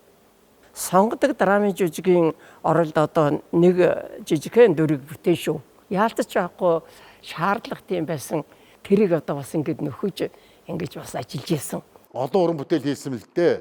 Тэгээ сургалтын жаргал сайхантай бол хамтарч одоо 2-3 жүжигийг тавьж ирсэн. Биднээс бүр Декатаараа заа гэдэг жүжиг тавьж одоо шүүмж бичүүлж ялла. За чин зөргийн өвгдөн буудах нутгийн жүжиг тавьж ялла. За багш маань их тийм ер нь их тийм дайчин энд тайзны бүтээл хийж хоорондоо орчуулга хийдэг байсан. Аргагүй ихэнд отч гэдэг жүжигийг бол анхынд орчуулж бид энэ тайзан дээр бүтээж ялла. Хошин шогийг бас хийнэ. Гэр бүлийн бол бусад асуудал гэдэг тийм гайхалтай хошин шогийг бас тавьж ялла. Багш бол маш их шаргуу ажиллаж байсан. Өдөр шөнөгүй ажиллаж байсан да ер нь бол. Тэгээ шүнжэнгөө одоо сургуульд хийчээд маргааш нь одоо хотын шуурхаан энтертэй тэгээ галзаад явж идэг байсан. Одоо бодохоор зэрэг одоо залуу бас насны эрч хүчил байсан байх гэж боддог. Энэ хүн Эрдэнэтэд юу үлдээсэн бэ гэвэл мэрэгжлийн урлагийн байгууллагын Догжим драмын театрын суурийг тавьж өгсөн уран бүтээлчдийн залгамж чалааг бол одоо энд бэлтэж өгсөн. Одоо ингээ шавнар нь үргэлжлүүлээд энийг ингээ аваад явж байгаа. Тэгээд ер нь бол театр гэж юу юм бэ гэдэг ямар ч гэсэн тэр хүмүүст мэдрүүлж, үзэгчдэд мэдрүүлж уран бүтээл хийх энэ сайхан замыг тавьж өгсөн ийм л гавьяатай хүн. Тэнд 2 жил эрчимтэй ажилласан. 2 жилийн дотор бараг 10 жүжиг тавьсан. Хичнээн концерт тавьсан дээ. Жоо нэг харснаа хайр сэтгэл тэгээл нэг даалан хуудалч Молерийн аргагүй эрхэнд отч өөрийнх нь орчуулсан жаргал сайхны 2 жүжиг сургалтын жаргал сайхны зааг гэж жүжиг вэ. Хүлээлгийн танхимгууд ер нь одоо мюзикл жүжиг шүү. Одооныхаар бол тэгээд ийм олон жүжигүүд тавьсан. Та нар бол хэд төгсөлтийн манай хоёр дахь нь багшийнхаа тухай, ангийнхныхаа тухай сайхан гэгийн дурсамжууд багштайгаа холбоотой. Эхлээд Дор цан багш манад нэг семестр гарan зааж агаад драмын эрдмийн театрын ерөнхий найруулагчаар яваад оронд нь шинэ багш найруулагч ирхнэ гэдгийгсэн чинь нэг өдөр за багш ирлээ гэж тэгсэн. Тэгсэн чинь 311 гээд 3 давхар тийм тойрцсон шаттай яадаг. Тэрэн дээр бид нар багшаагаа хүлээгээ ажилласан чинь ийм үсээ задгаа тавиад ингээд энэ төмөр юм робер чиг юм зүгээд ийм хүрэн савхан костюм бичээг өмсөө джинсэн өмд үснэ ганган багш орж ирсэн. Бид нар тэгээд нөгөө жүжигчин гэдгийг нь олон бүгдээр мэдчихэж байгаа шүү дээ. Гоё ир хүн харагдчихсэн. Сэмбгэр гэж ихтэйхэн. Тэгээд өөрөө би хаа нуруу туруу гоё хөөхөн хүүхч шиг зантай. Уурлахаараа ингээл хамран дээр айсаа орол ингээл. Тэгээ энийг хэрэг нэг гэдэг мангар юм шиг хийдэг штэ багш. Тийм нэг хүүхчиг айгуу тийм хөөрдөм хөөхөн гэдэг юм уу те ууралж байгаа тийм хөөхөн ууралж байгаа гэдэг мэдрэмж өмөргүй тийм их сонин өвөрмөц аран шинтай. Бид нэг 2 дугаар курсээс эхлүүлээл одоо бид нар жүжиг тавьж ирсэн. Ханиа сонгосон гээл гол дүрэн Бямцаг төвтөр тэгээд авгаа нөхөр 2. Тэр ханиа сонгосон жүжигэн дээр биднэрт тайз нэрийн хичээл орж ирсэн мегмар багшийг нэг дүр дээр нь авч бид нартай тоглуулж ирсэн шүү дээ. Тухайд гайхажсэн. Яг багшийг бид нартай жүжиглүүлээд байгаа юм бол гэж. Гэтэл үнэндээ тайзны асар их туршлагатай хүн бид нартай харьцаж тоглох нь хамгийн том юм энд байгаа байхгүй. Нүдэнд үзэгдэж харагдахгүй зөвхөн одоо энэ мэрэгжлийн бид нар л энийг ойлгох гэж жирийн үзэгч энийг ойлгохгүй. Явж өнөөдөр би юу гэж боддог вэ гэхээр ерөөсөө бүх юм амьд харьцаан дотор байна. Тэгээд Монголын дээд сургуулиудаар явж бидрийг тоглоулдаг. Эхлээл хөл чичрэл сандардаг гэсэн. Сүүлдээ олон тоглоод ирсэн чинь нөгөөдөгтөө дадаад тушаад багш маань ингээд бидрийг үнэхээр жүжигчин болгоё гэж бүх талаар нэг ингэж дадлагшуулж, зоригжуулж, урам өгдөг ийм сайхан багш байсан. Энэ хүмүүс бол уран бүтээлч болно. Уран бүтээлч болох ч байгаа энэ хүмүүс өөрсдөө 1-р курс байна уу, 4-р курс байна уу те тэд нар гарах ёстой тийм. Тэгэхээр энэ бол нэг ясандаа тэр лав багшийн шавнартайгаа хийжсэн уран бүтээлүүд бол бараг нэг талаараа сургалтынх нь одоо тэр лаборатори ажлын бараг нэг хэсэг юм шиг.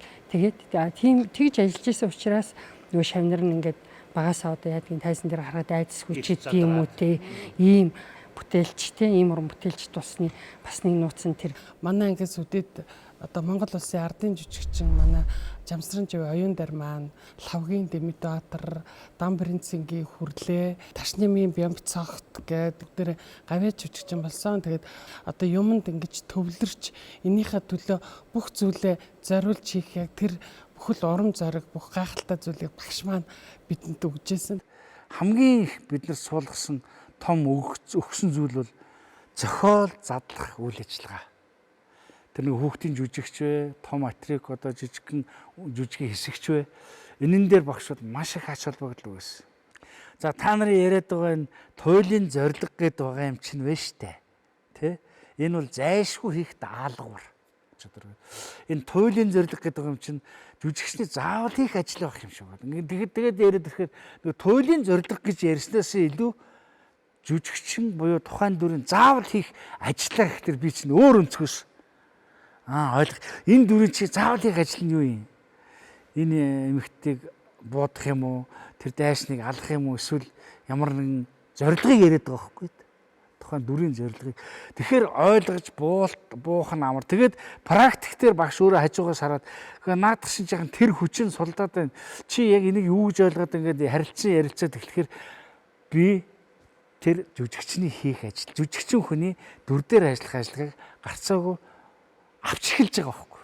Багш маань тэгдэг юм болохгүй болоод ирэнгүүт та нар нөгөө өөрөө нөгөө жүжигчин уучраас та нар ингээд хийгээд гэдэг үзүүлдэг байхгүй. Тэгээ үзүүлэнгуудаа багш за намайг дуурайхгүй. Та нар сая юу ойлгосон? Яг тэргээрээ өөрсдөө боловсруулад гарга гэдэг байхгүй.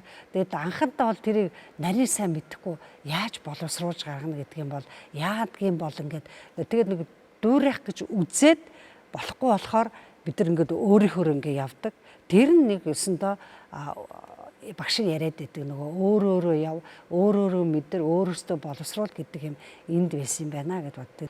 Бямцогтой чи дүрээ сайн ойлгож чадах юм бол дүрийг гаргана гэдэг бол алга уруулах шиг амархан гэдэг байхгүй багш. Та нарын дүр тоглох гэдэг байгаа чинь цэцэрлэгийн хүүхдүүд хийдэг ажил шүү дээ Бямцогтой. Цэцэрлэгийн хүүхдүүд за би туулаа болоо гэж туулаа болоод дуу мөн юм болоод явдаг. За чи баагаа болдог гэхэлэр баагаа болоод энэ чинь дүрийг шууд өмсөж байгаа гаднаас нь мэрэгжлийн жүжигчин байхад дотрын чи их хэрэгтэй. Дотор нь тэр дүрийн өсөлт, тэр задлалт, тэр дүрээ ойлгох, тэр чи дүрээ нэг ойлгоод мэдэрсэн байхад дүр бүтээгч нь алга уруулах шиг амархан гэж ярьдаг. Хөдөлгөөнгүй бид нар хөдөлгөөнд дутчаад байсан. Үйл хөдлөлт дутчаад тэгээ идэхгүй очиад байсан тэр ихлийг хийгээд хэлээ. Яг сургууль төгсөх жил манай Ромео Жулиета жүжиг тавьсан. Бүх хүүхдүүдэд ингээд дүр хуваарлаа. Одоо ингээд манай оюун дар Жулиета хин Бямцогт Ромео гэл ингээд дөрүүд байсан гэсэн чинь бүх дүр нь дуусаад багш надад хамгийн сүүл би төрөхөд хүүхдэд төрүүлж байсан багш нь чамдыг дүр тавьсан л гэдэг. Тэгээ би ирсэн чи багш маань надад нөгөө вангийн дүр тавьсан байсан. Тэгсэн чи нөгөө юун дээр ван болохоор нөгөө билетажн дээрээс л ардуудаа, аратнуудаа гэл ингээл нөгөө Вероны талбай дээр орилдог тэр дүрийг надад тавьсан байгаад байгаа байхгүй. Тийм доотлын курсыг ингээд доороос гэрэл тусгацсан. Би ингээд хар алчуур боогоод толгой дээр вангийн хувцас өмсчихэд орилоод нөгөө хүмүүсийг ингээд 50 болгоод дуусангууд ингээд нүдэнд очих харагдаад дөнгөж төрцөн ялах биетэй байгаа юм чи. Тэгэл жоохон байж гал амраал дахиад 2 дугаар дараагийн үзэгдэл дээр гардаг. Тэгэл багш маань тийм их тийм хүн чанартай одоо хүүхдүүдээ оюутнуудаа ингээл бүхий талаар гоё дэмждэг их сайхан аав тийм сайхан хүн байсан. Тэр үед чинь бол ер нь жирэмсэн л бол жилийн чөлөө шууд өгдөг байсан байхгүй. Тэгээ энэ өлзий хүү бол жилийн чөлөө аваагүй. Багшийнхаа хүчээр хөрхий. Одоо ямар учраас илүү одоо өлзий хүү гэлээ харж ханддаг байсан юм байлгүй. Тэгээд ч одоо шай болгондоо хайртай хүний хүн гэж та багшийн чинь бас мондог үг байдаг гэсэн шүү дээ. Эцсийн эцэс жүжигчүнч бай хүн бай гэдэг том философи юм лээ. Тэр хүн бай гэдгийн цаана агуу юм байна да тийм ээ. Тэгэл одоо манай ангийнхан тэр Дэмэд Баатар Бямц цогт үрлээ ингээл бид дандаа хүн бай гэдгийг заадаг гэсэн. Хүн байх хэрэгтэй та нар сайн жүжигчин гэдэг бол сайн хүн байж аж уйхан зөөлөн сэтгэлтэй хүний зовлон ойлгодог тийм хүмүүс байдаг гэж өргөлж тэгдэг гэсэн. Тэгэл үнэхээр багш маань бидний төлөө өдөржин шөнжин тэгэл орой зарим нэг нь одоо хэрэг төвхт орооцолтоор араас явна эмнэлэгтэй яхаар хөөрхөн ийм сүлжмэл торон дотор алим хийцэн эргээл ирнэ тийм манай ангийнхныг ер нь ингээд нэг аав шиг тийм маш хүнлэг хүн байсан. Оросод бид нар багштайгаа дадлагт явсан юм. Бид нар багшаагаа байхгүй вахт нөгөө өрөөнд нь яаж нэгэн тэмдэглэлийн дэвтрийг уншиж. Тэгсэн чи багш маань ингээд бидрийг их тийм нэг хайрлсан юм бичсэн байсан байна л та. Тэгчээд багш маань бид нар тийм их хайртайгаа хэдүүлээ багшаагаа одоо зовоохгүй шүү гэж хэдүүлээ нэг ангиараа гоё яриад л тэгэл багш маань ийм өдрийн тэмдэглэл бас их бичдэг тийм хүн байсан.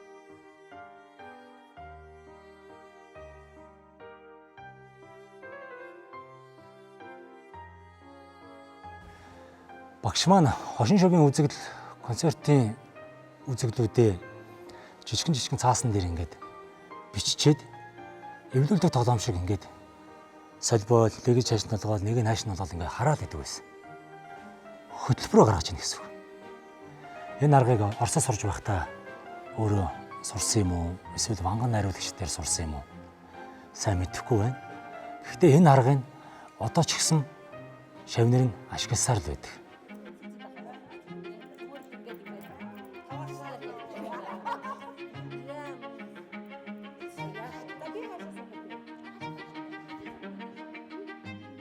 Би чинь театрын тайзан дээр Дараан улсын академик театрын тайзан дээр жүжиглж исэн ийм хүнийг авчираад багш болгосон хүн л дээ. 1992 онд чинь найруулагч жүжигчний ангитаа тэгээ тэр ангид ирж би хамт багшлах боллоо л доо. За манай анги бол анх 35-аар орж ирсэн. Тэндээс 11 найруулагч тийм ээ. Тэгээд үлдсэн жүжигчид 2 курс мэрэгжлийн хичээлээ зугаардаг. Багшийн нэг онцлог байна. Найруулагч жүжигчин хоёрын тэр амьд холбоо, амьд харьцааг биднийг 1-р курст байхаас нь суулгаж өгсөн.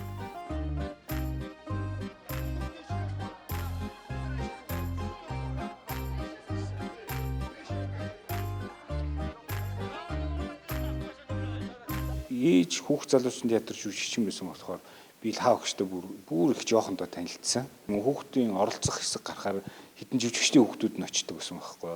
Одоо нэг юм инээдтэй юм санахад нөгөө хорооны хүүгээ жүжиг дээр баатруудын өшөөнд нэг цэцэг өргөж байгаа тийм хэсэг дээр тэгээ юунаас болоод л инээчихгүй бүгдээр. Тэгээд нэг нь инээсэн чинь бүгдээрээ инээгээд тэгэл арзаатлаа инээгээл тэр жүжигчин чутгагүй болоо. Тэгэл айгаад орсон чинь л хаа өгч тогтцоос. Бүгдийг чин даанарыг өстой нэг арга хэмжээ аавна. Дагалдан болгоно гэл. Тэгээ сэтгэлээр өнөө тэр дагалдан болгоно гэдэг нь яг юу ч байсан бүү мэд. Найруулагч ангийнхан бол голцоо ажиллаж байгаад орсон байдаг. Тэр би багштайгаа оюутан болохоос өмнө холбогдсон. 90 онд кино урдурт одоо Мөнх тэнгэрийн хүчин дор гэх кино. Монголын анхны Чингис хаан кинонд би туслах ажилчин байлаа. Тэр үед багш маань Мөнх тэнгэрийн хүчин дор уран сайхны кинонд дүр бүтээгээд багшигаа харж явлаа. Эртний өсдөд айсан татарын ялыг тож сугай. Он дуулгалан дотлож хүм малыг зовоосон нэгэн ял буй. Найрсыг хэмээн хууч авчиж Амбуга хааныг автан улсад өчгнөөсөн бас нэгэн ял буй. Манай багш их гоё хүн л дээ. Үгээр үйлдэлэр хүмүүсийг гоё зэмлэн сургана. Дандаа нэг тийм 3 нэмэх 4 хасах энэ гэдэг тийм гоё сонь дүн тавьдаг те. За тэр тэд хасах шүү энэ гэл. Их гоё чимхлүүр юм байдаг. Багш нөгөө тийм одоо шавнараа айгуу тийм юм хийн гэхээр айгуу дэмждэг гэсэн ингээл курсын ажлын үг чинь гэхээр дэлгэцсэн богино хэмжээний кино байна гэсэн. Окей за тэгвэл богино хэмжээний кино хийн шүү гэл. Болох бүтэх талаас нь бид нарт айгуу зүйлгүй. Тэрнээс нөгөө 20 дөнгөж гарч ирсэн хүмүүс бол дураараа нөгөө фантазлал хийгээд тэрийг ингээд аль болохоор болгочих гээд бүтээчих гээд хашаашаа гэдэг оюутан багтаа шоу хийж байлаа. Тэр бол тухайн үед бол шагшуулж ирсэн юм одоо хошин шог гэдэг юу эхлэж хөгжижсэн үеж баг хэлж болно. Тэгээ өөрөө бас их хошин шогийн мэдрэмжтэй ийм хүнэлтэй манай лаасар. Одоо яг энэ шоу тоглолтноос арай өөр.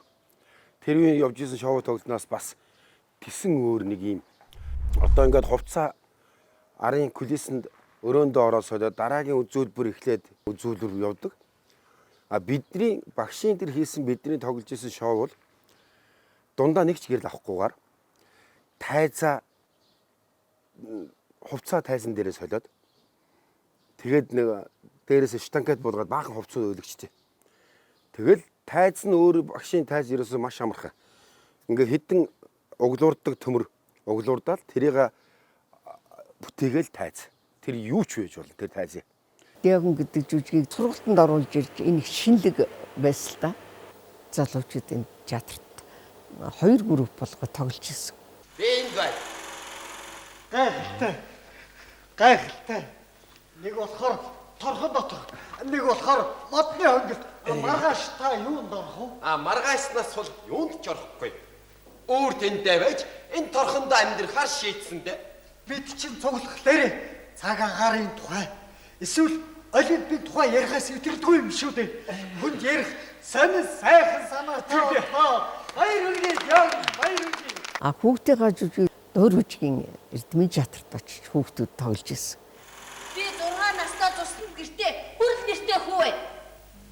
Харин усны ногоон замх шиг, ургаан ногоон гацуур шиг, ногоо өгт, нархаа сармаа дээлтэй. Харин та хинбэ? Хүүхэд айлгадаг мангаа юу? Хүүхэдийн киноны баатар уу? Би айн эзэн савдаг. Ер нь бол яг биднийг ингээд жүжигчнийхаа талаас болохоор та нар ингээд юм хэтрүүлж хий. Хэтрүүлсэн юм бол дараа нь дарчхаж болно. Ингээд дутуу юм чинь өсөх гэж үлээ үзэн тийм учраас бүр наатаа хэтрүүл. Орилж хашгар гүү хараа хөөр гэл тэгж зааж агаад тэгээд багшийн арга барил гайхалтай байсан. Тэгээд айн эзэн онгон шүтээ. Айн савдаг ирж овно. Савдаг ах ирлээ. Манаач өөчин оривын тулцагч байгаа юм. Уулсаа хамгаалсан. Уулын сахиу бий бай. Айн эзэн савдаг. Айн эзэн сахав. Айн эзэн сахив. багшийн тэр 4 жил зааж сургасан юм. Амьдралын маань турш ингээд жүжигчтэй ажиллах, хүүхдүүдтэй ажиллах, оюутнуудтай ажиллахад бол яг л багшийн арга барилаар ажилддаг юм байлээ. Багш хүн гэдэг бол ер нь өөрийнхөө халааг бэлтгэжээдэг. Тэгэхээр багш маань найруулагч нарыг дээрэс нь бас жүжигчдийг бэлтгэж гаргасан юм байна. За энэ маань найруулагч болоо шүү. Энэ ер нь кино тал руугаа явна шүү гэдэг. Одоо ер нь дэлгэцийн хүн болох юм байна гэдгийг багш урдчилж хараал ингээл явуулж исэн юм байна. 10 жилийн сургуулиудаар энэ айгүйх бид нэр тоглолтоор явдаг. Тэгээ бид нарыг их хөдөө баригадаар их дагуулж явдаг байсан. Комби 24 гэдэг машин дотор ард нь тайз нь гэрэл нь шүүмийнхэн техник багтаад тэгээ бид нэг 7 хүүхэд суугаад өөртөө ингээд одоогор баригад явчихдаг гэсэн нэг. Хөдөө орон нутгуудаар явна гэдэг чинь бие биенээ таньж мэдэх. Уран бүтээл хийн гэдэг бол жаргал зовлон хүнд хэцүү зөндөл олон зүйл байгаа. Тэр бүхнийг бас биднэрт мэдрүүлж одоо амьдрал дээр гарахад яг уран бүтээл хийхэд бас тэр бүхний цаг цухаас ойлгуулж исэн юм байна. 2 дугаар курс илүү 3 дугаар курс багш нь кино зохиол бичсэн. Амар жаргал гэдэг гол дүртэй. Тэгээд охиндоо зориулж бичиж байгаа гэдэг энэ кино зохиол надад уншуулсан.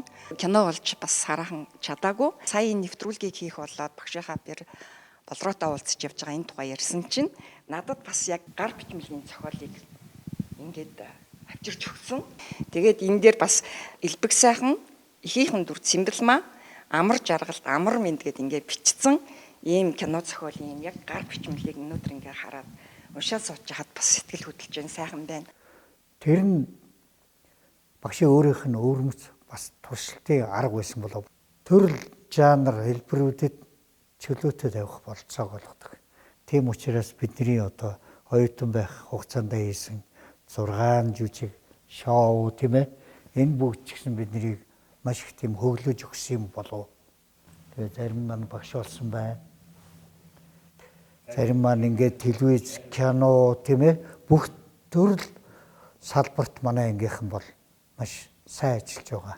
Багш бас биднийг оюутан байхад нь оюун дээрхчийг гол дүрдэнд Бямцогт хоёрыг гол дүрдэнд тоглуулад мяу мяу гэх нэг инээдмэн кино байсан.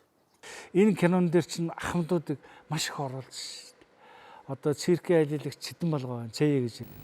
Ийм ирэх хүнийг ямар ирэх хүн гэдэг.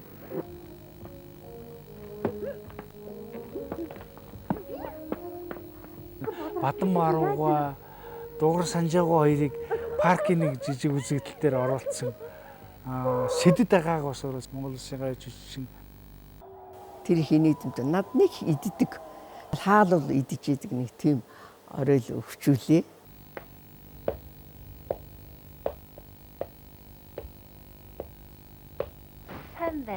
Тэгээ ер нь ахмадуудыг шүртэл багш минь дандаа багшаа гэж хайрцдаг. Тэр зураг авалтан дээр дураа багшаа та Бадмороо багшаа та дандаа багшаа гэж хайрцдаг.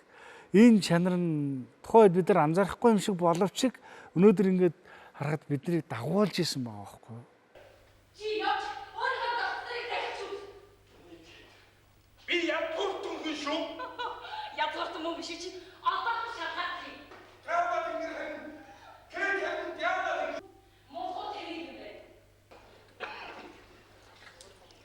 Хамгийн чухал хамгийн одоо анхаарамжтай юм нэг ердөө сахтагт байхгүй одоо ерөөсөө юу ч мэдэхгүй шүү.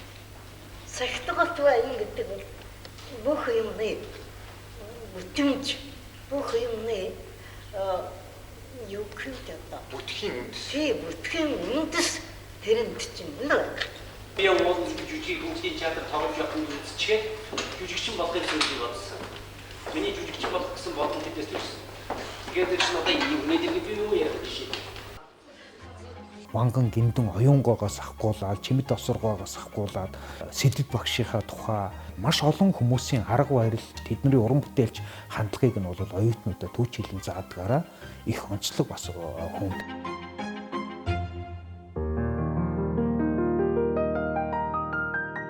92-оос 95 онд соёл урлагийн сургууль дээр Эрдэнэтийн студ гэж нээж манайд анх авч удирдах төгсгсөн байгаа юм. Энэ бол бас онцгой зүйл. Одоо соёл урлагийн сургуульд аймагуудын захиалгаар жүжигчний студийг анх удаа манайд сургаж бэлтгэж төгсгөж гаргасан. Багш маань өөрөө шалгалтаа авсан, өөрөө хүүхдүүдэд шалгаруулж авсан. Тэгээд манай анги удирдсан багш байсан байхгүй юу. Тэгээд Баярмагна багш маань болохоор Асийн багш. 3 жилийн хугацаатай юм байна. Тэгээ Эрдэнэтээс одоо бүх төлөвлөрийн даагаад тэрний тул одоо манай энэ соёлын говьд бас Ундармаа тэгээд одоо Булган чимэг Батуулган манай Ариука Ариу Эрдэнэ гэдэг одоо манай Ариу Эрдэнэ энд байгаа. Манай анх 33-аа Эрдэнэт студ гэж 1-р курстэй байлаа. Тэгээд 95 онд 12-лаа төгссөн. Анхны маань бидний тоглосон жүжиг Сар нуугдсан шүн жүжигтэйгээ ярьсан худалж их нэр жүжиг Роберт Томын Урх гэж жүжиг гээд ингээд шууд бэлэн жүжигтэйгээ яриад. Миний багшууд бол ер нь олон өнчин дүүнэрээ өсгсөн. Тийм учраас хүн чанартай. Маш хүн чанартай хүн. Хүнийг хайрлж чаддаг. Жохон сэтгэл санаагаар унаа ч юм уу гэрээ санаад ч юм уу ингээл яасан миний охин юу болсон ингээд халиуд юу болсон яар гэл айгүй хайрладаг байсан. Манад очиж хүүхдүүдээ багшинд очиод хоолунд идэн хонож өнжин. Тийм ерөөсөө тийм айгүй сайхан энгийн гоё харьцаатай тийм байсан. За өөрийнх нь хүү Лаасрынгийн Инхбаатар тэр ангийг төгссөн. Манаас мөн найрагч Баянжаргалын Инхээ бас тэр ангийг төгссөн. Ийм юм байгаа юм. За яг энд болохоор Лаасрын багшийн өр хүүхдүүд бол бас мөн урлагийн хүмүүс байлаа. Инхбаатар маань туслах багш болоод манайд магистр хамгаалаад багш болоод тэнд бол бас мөн Инхбаатар маань тэр ханиа сонгосон. Болор Эрдэнэ маань хүүхэлдэйн театрт байж байгаа. Тэгээд Сүйс рүү шилжиж бас магистр сураад ингээд багш болоод явж байгаа.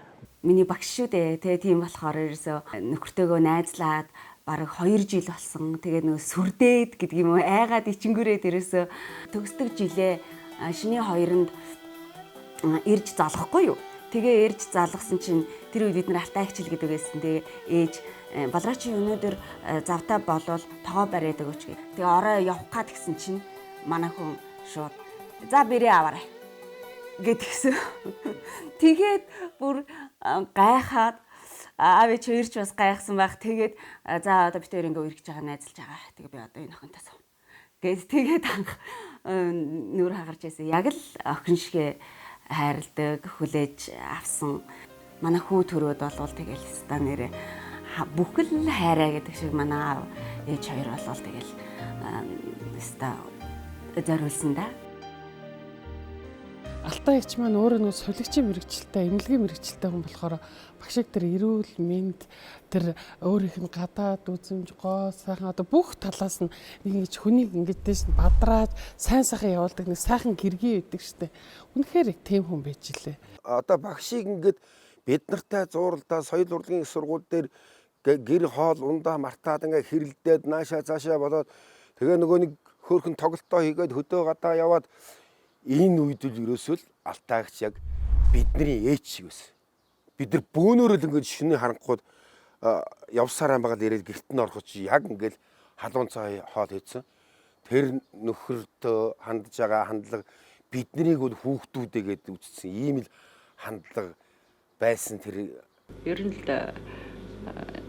өөрийнхөө санснаар л зүтгэдэг. Өөрийнхөө хийгсэн юмаа хийдэг. Тийм л үл шүү дээ багш.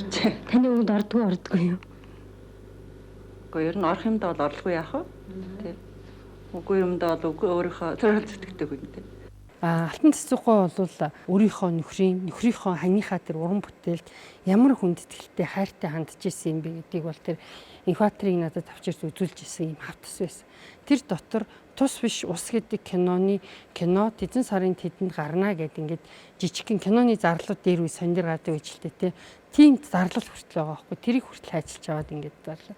Ямар хүндэтгэлтэй хайртай хандж исэн бэ гэдэг бол тэр цуглуулгыг хараад бол би тий үнэхээр хүндлэх сэтгэлтэй ирсэн. Манай ихч бол өөрөө их тийм дөлгөөн, зөөлөн. Ахаа бол бас нэг гинт хинт дүрс гэдэг тийм араншинтай хүн шүү дээ. Тэгэхдээ ахын хувьд бол сайн байсан, сайхан ань байсан. Өөр хүүхдүүдтэй хайртай байсан, өөр хүүхдүүдийнхаа төлөө явдаг байсан. Ер нь хүний төлөө л явдаг хүн байсан шүү дээ. Том хүн Киевт балетын сургуульд өгсөн шүү дээ. Хүүхдүүд нь болохтой зэрэг ер нь л ээжтэйгээ голцоо байсан да. Ах бол завгүй байсан шүү дээ. Тэгэхдээ завгүй байна гэд хүүхдүүдэд хайдаггүй. Инкватор тэхи, инкватор тэгж яхи, энийг тэгүүл яасан, ингэвэл яасан гэд довтлол тэгж ярьж илээдэг хүн байсан шүү дээ. 1988 онд хүн нөгөө хавдраар өөд болсон шүү дээ, том хүн. Дуурийн бүжигчин байж байгаа. Тэгээд өнгөрцөн. Тэгээд их чах хоёрт бол маш их хүн цохилт болоод тэр хоёр ер нь тэр үед их хэцүү байсан. Тэгээ инкватор маань бас тухайн үе чинь соёл урлагийн сургууль манай дээдлийн курс сураад найруулагчаар аавынхаа мэргэжлийг эзэмшээд бас олон сайхан бүтээлүүд хийсэн. Монголын үндэсний телевизэд бас тэгээ инкватор маань телевизийн нэвтрүүлэг, баримтат кино үнднэс бол их хийдэг байсан инкватор ах бол. Ийм бас хүн тийм ноён нуруутай, хаач холбирдгуу, бусдаа яг л ингээл байгаагаар л харьцдаг. Бас л аавынхаа тэр нэг юм гэхдээ аав багшийг бодвол тэр нэг жоохон зөөл. Багш бол их шулуун, шудраг, дайчин. Тэгээд ягстаа хэний ч юм хэлэх гэсэн үг бол хэлждэг. Хоёргүй сэтгэлтэй л ийм л хүн байсан. Ер нь бол аав манай хүнийг бол найруулагч бол гэж хэлж байгаагүй, хэлээгүй байх. Зүгээр л яг л ах нь Оросд сурдаг байсан. Орос дээр ном авчирч өгөөд уншуулаад 100 ирээд орос хэл сургаал. Аав орос номнууд авчирч өгөөл аавын мэрэгжлийн орос номнуудыг уншсаар байгаа л найруулагчийн мэрэгжилд дурлал тэгэл одоо орсон. Аавынхаа шавн байх гэдэг чинь бас хэцүү шүү дээ. Өглөө яс гарахгүй болохгүй. Хичээлд. Угаасаа ч би юм насны хоцордгүй аав тийм зам сургацсан байсан. Орой их тарж болдгоо. Юу хийж байгаа танаа ангийнхан юм бэлдээг юм гээд ингээд эхлэн шүү дээ. Өдөр нь хоёулаа тааралдана. За яаж ийм аав нэг 2000 төгрөг өгч. Тэгэл хоолны мөнгө бол бэлэн дээр явж байгаа шүү дээ. Тэгээд юуны оюутныхаа театр дотор хөөцөлтөд явж ирсэн гэдэг. Москва яваад тэгээд энэ Чеховын гэр музейгээс энэ аягийг авчирч аавдаггүй юу? Аав нөгөө миний хүүд орос хэл заадаг байхгүй. Тэнгүүт орсоор нөгөө имээ өвмөө бүгдийн зааж өгчөөл тэгэл дараад ингээ асуусан байгаа байхгүй. Тэгсэн чинь дедушка гэж хариулсан гэлээ. За тэгвэл имээгээ өгдөн гэсэн чинь додушка. Тэгсэн чинь энэ бүр өөр шүү. Энэ хүүхэд арай өөр. Миний охин тэгээ энэ аяга хүүд өг. Тэгээд аав давчирч гисэн энэ аягийг хүү цай бодог байсан. Тэгээ хүү тэгэхээр энэ бол Оросын маш алдартай юм жүжигийн зохиолч байгаамаа. Тэгээд өвөөд нь авчирч гисэн аягийг чамд ингээд цай уулга гэсэн. Энэ тэгээ чиний аяг шүү гэд. Ягаад ч юм өвөөгийнх нь тэр одоо 6 настай хүүхэд ч тэгээ өвөөгийнх нь хэлсэн тэр үг их л үн цэнтэй байсан юм шиг байгаа. Тэгээ энэ аяга маш их хайрладаг, нандиндаг. Миний хүү эдийн засгийн чиглэлээр сурдаг байхгүй юу. Тэгээд энийхээ дараа болвол найруулагчаар сурна гэд бас айлгаад байгаа. Тэгэхээр яг л тэр нөгөө урлагийн тэр уран бүтээлч байх гэсэн нэг тийм ген болвол дамжаад л яваад байгаа юм шиг байна. Манай хадам дүү болохоор зураач мэрэгчлэр суралцаад зураач мэрэгчлийг эзэмшсэн.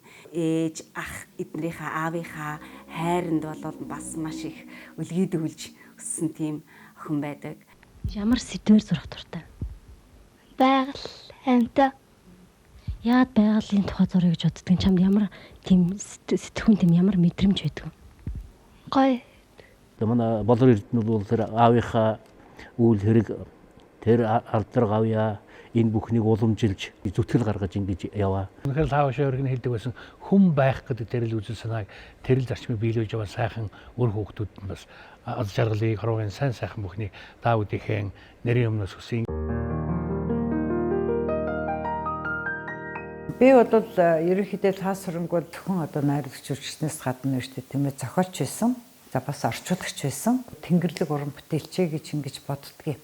Жүжигийн зохиол, уран сайхны киноны зохиол тийм ээ. За тэгээд одоо хүүхэлдэйн киноны зохиол хүртэл бичсэн. За тэр байтугай одоо өгүүлэг биччихсэн. Нэг одоо 10 гаруй одоо зохиол тийм бүтээл зохиол тойрвсон одоо ийм уран бүтээлч юм аа. Багш маань олон сайхан шүлгөө зохиолсон байдаг. Тэр шүлгөө дундаас нь бичгийн машин шүлгийн та бүхэндээ уншиж сонирхуулъя. Бичгийн машин тачигн нь бичээчийн хурууд бүжиглэн шагналын төлөлгөө яг таг шагнуулах хүн тэв тав. Хуучин машин түжигн нь хуулийн зүйл анги яралзан ялын төлөлгөө яг таг ялтны ухаан дэн дун. Албаны хүмүүс алхалцсан амь насаараа талхалцсан амьдрал өвхөлд шийдэгдэн амьгүй машинаар шигшигдэн. Бичээч бүсгүй өтөллөө бичгийн машин эвдэрлээ. Шинэ машин авчирлаа өдөр шөнөгүй бичгэнлээ. Бичгийн машин гэж 1994 оны 4 сарын 3 он. Орчуулагчийн хувьд бол Францын их Мольер байгаа шүү дээ тийм ээ. Тэрний аргагүй эрхэн дотож Бирдгээд энэ хоёр зохиолыг орчуулад тэгээд хоёулангийн өөрөө найруулж тавьсан. Залууч жүжигчдийн дунд сонгодог инээдэм гэдэг нэг тэмцээн болж байсан. Мольерийн Бирд жүжиг манай Бямб цагт оюун дээр хоёр маань одоо нэгдүгээр байранд одоо хамгийн тэргүүн шагналыг аваад хоёрдугаар байранд нь болохоор бас Мольерийн аргагүй эрхэн дотч багшийн орчуулсан жүжигэн дээр манай тэр Наруудангийн мэгмөржөө хүрлээ эднэр маань оролцоод Цэнцэрэнгийн гавь эднэр маань оролцоо хоёрдугаар байранд ороо гуравдугаар байранд нь болохоор Демдатор хоёр одоо Карл Галданы буудлын авахад тоглоод яж ирсэн. Тэгээд манай ангийнхан тэгж 1 2 3 дугаар яриг нэг тэгж аваад багшийн энэ орчуулсан жүжигийн хүчээр одоо бид нар ингээ боловсрсан байдаг гэдгийг бас биеэрээ үзсэндээ бас баяртай байдаг. Тэр 96 онд хүүхдэлүүчүүдийн театрт урилгаар тэр Бирдийг тавьсан. Тэгээд тэндээс ч юм бол одоо бас мөн эднэр дадлаг олох, толорч гарах тэр бүх юм бол тэндээс бүрдсэн. Тэ? Тэрэнд бол та асран багшийн сонголт жүжигийн тэр оргил нэг бүтээлүүдийн нэг гэж хэлж болно. Тэндээс ч одоо тэр Гарпкон тоглосон Бямб цогт бол одоо тэргээрээ л тодорсон. Хүүхдийн жүжиг бол бас ингээд айгүйх биччихсэн. Тэр зохиолуудыг ингээд уншихад бол манай таас хөрөнгийн үлдээсэн үнэтэй сургаал гэж хэлж болмоор байгаа аахгүй. Яагаад вэ гэхээр тэр хүүхдийн жүжигүүд гардаг одоо амтан баатруудаар ингээд дамжаад За тэгээ хүн хүнээ хайрлах тийм ээ, үерхэл, нөхөрлөл, бие биенээ хүндэтгэх их болсон одоо байгалаа байна шүү дээ тийм ээ.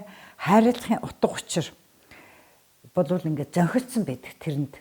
Олонний анхаарлын төвд байсан нэг хүүхдийн зохиол нь бол тэр сар нуугдсан шүн буюу гахаа ганц тоороо нэлээд олон одоо бас хөдөөний театруудад тавигдсан. Бяцхан үзэгчдэд бол баяр хөөр тэ сэтгэл одоо тэгээд ухаарал хайрлсан жижиг болсон. Хүүхдийг гэдэг чинь маш их тийм үнэн амьд харьцаа шаарддаг юм байдаг.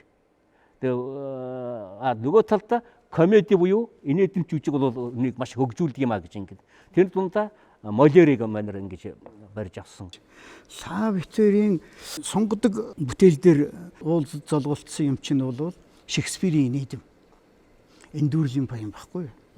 1981 онд Витор анх уулзаж ярьж байгаа. Тэгээд 96 он хүртэл намайг чи уг нь жүжиг орчуулчмаар хүн байна. Тэр биччмээр ч хүн байна гэдэг. Тэгээд тэгсэн чинь ямар жүжиг яахыг ийхэн гэсэн чинь Шекспир гэдэг байхгүй. Гэхдээ чи юу яриад байна? Шекспирийн чинь агуу чимэд агуу оюунгүй л хийдий. Би бол бардаг ажил биш гэсэн чинь.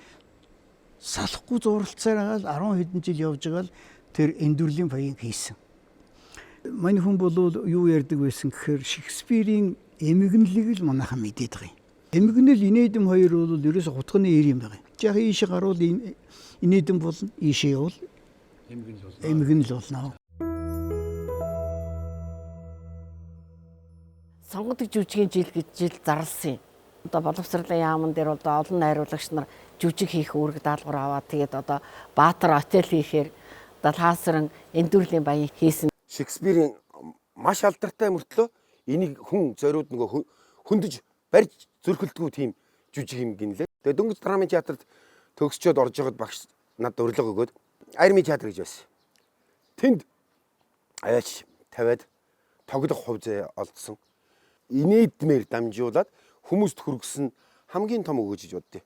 Манай театр шин залуу жүжигчтэй. Лаасрын дээрээс нь одоо энэ өөрийнхөө оюутан залуучуудыг аваад ирсэн маасанд нь ингээл олон сайхан залуучууд бучиг налдаал 20 гаруй хончлоо.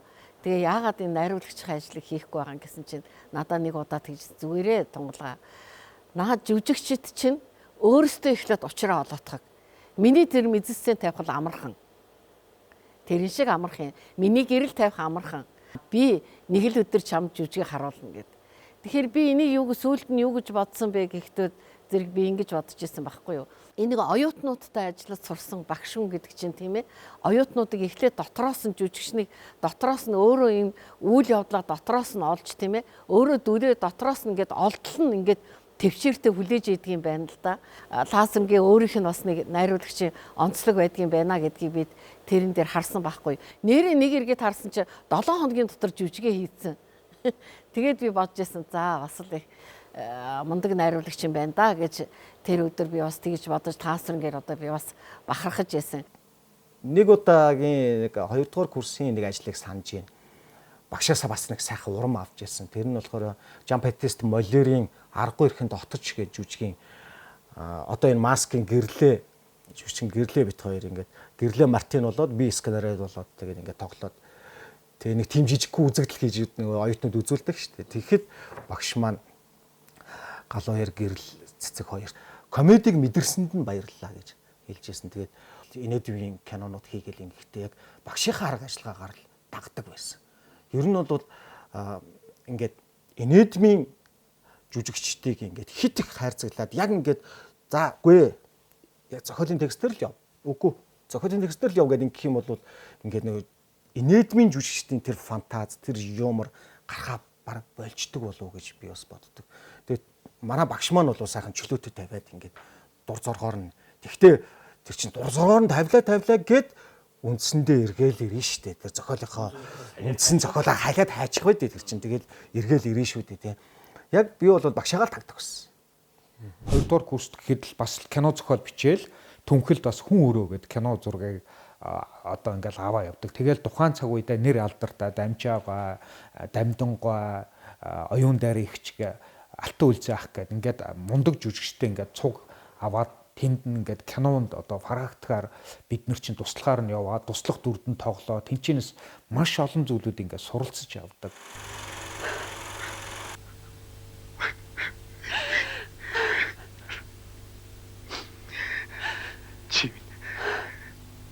Ястай хүний дээд шүү.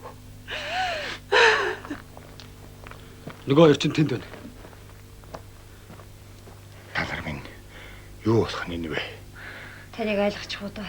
Ямар их хөдөлмөрчгээ. Өөрөө тайзан байзан хадцсан ч зогсож явах шиг, юм оёцсон ч зогсож явах шиг.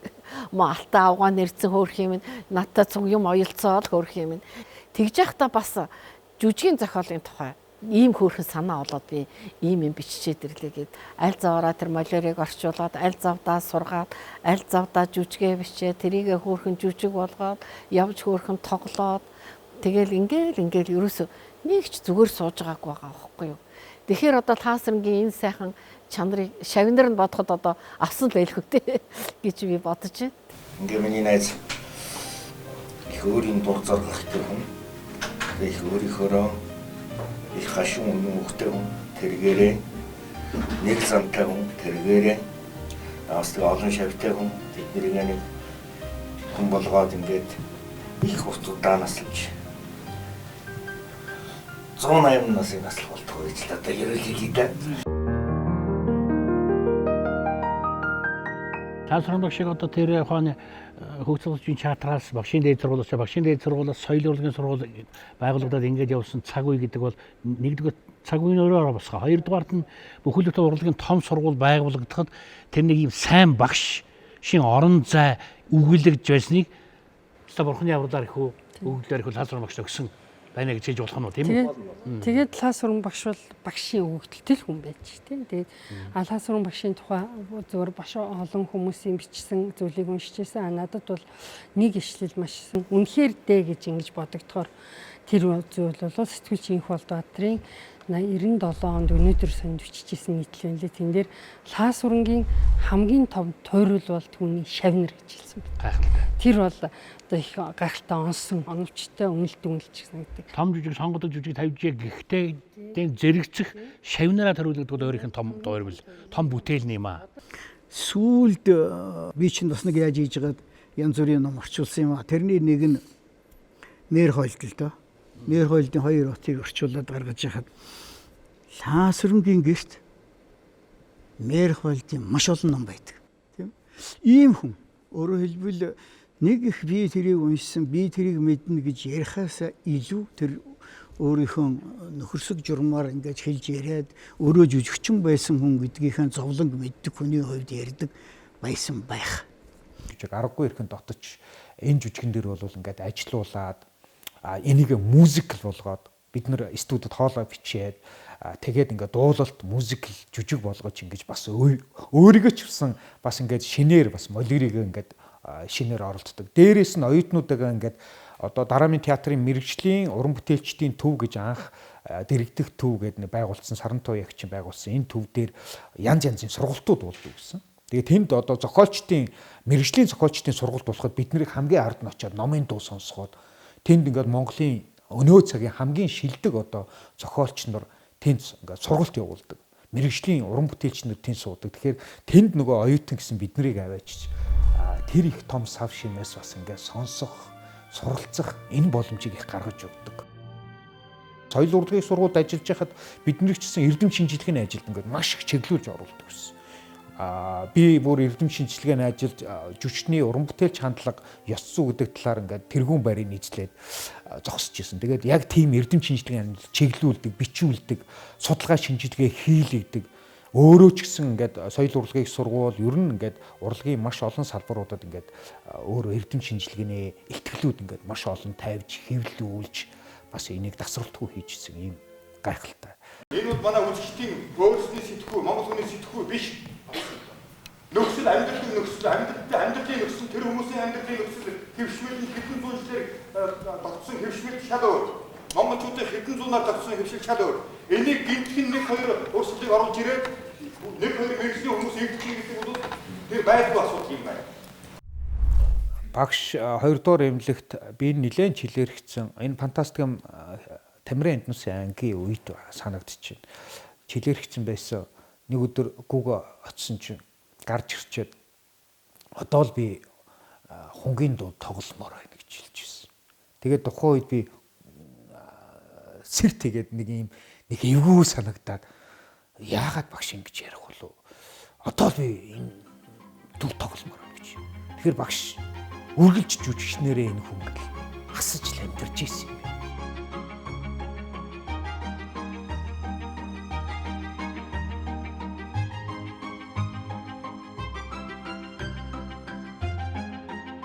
Хэрвээ 85 онд Саасрын багш маань яваагүй хүүхдийн театрт байсан бол өнөөдөр хүүхдийн театр маань яг байж л байх гэсэн байлаа. Байсан байрандаа дүнхийж явах байлаа. Дүнхийж байх байлаа. Нөгөө төгөр байгаа жүжигчт нь дахиж шинээр ирж байгаа өөр багш нарын залуу жүжигчд орж ирээд ингээд Саасрын найруулагчин ирээдүйн бодож байсан бодолд бүх жүжигч шингээд магадгүй үлдээх үү? Магадгүй хүрлээ. Оюун дээр энэ төр шиг жүжигчд хүүхдийн театрт бий болцсон байх болов гэж би ийм л юм бодогдож байна. Бас сони өнцөг байна. Байж болно. Гой сайхан юм байна. Их сайхан төсөөлөл байна тий.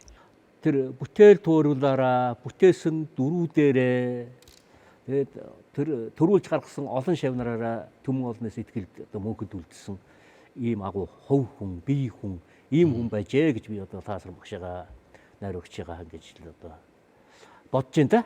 Үнэхээр Саасран маань цэнгэх зов хосолсон хүний энэ хувь заяанд хүний амьдралын сайн сайхныг, хүний амьдралын утга учирыг, хүмүүний амьдралын философийг бүтээсэн дүрээрэн, зохиосон жүжгүүдээрэн, орчуулгын бүтээлүүдээрэн харуулж чаджээ гэж бодогдохоор байна.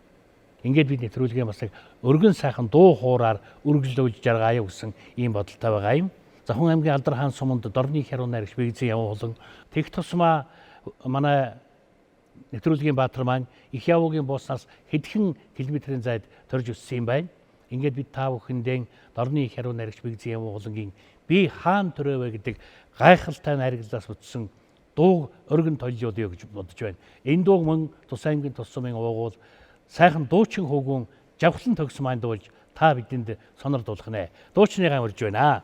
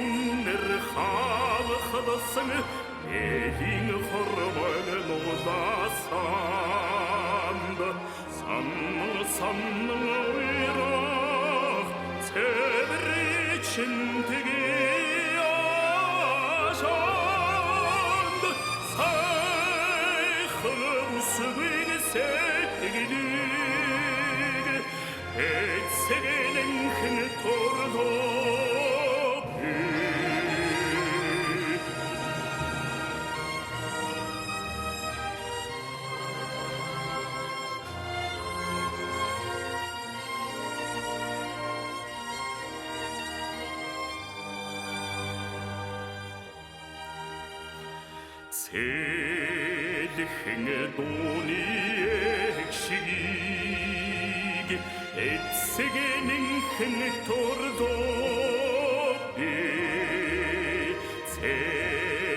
Цэнгэр хадаган дээрх мөнгөн аягатай сархданд цэли сайхан нэг шигтэй уртэн бони аянд цэнгэх зоох хосодосон хүний хувицаянд цэнгэх доныг шириг эцэгнийхнэ тордо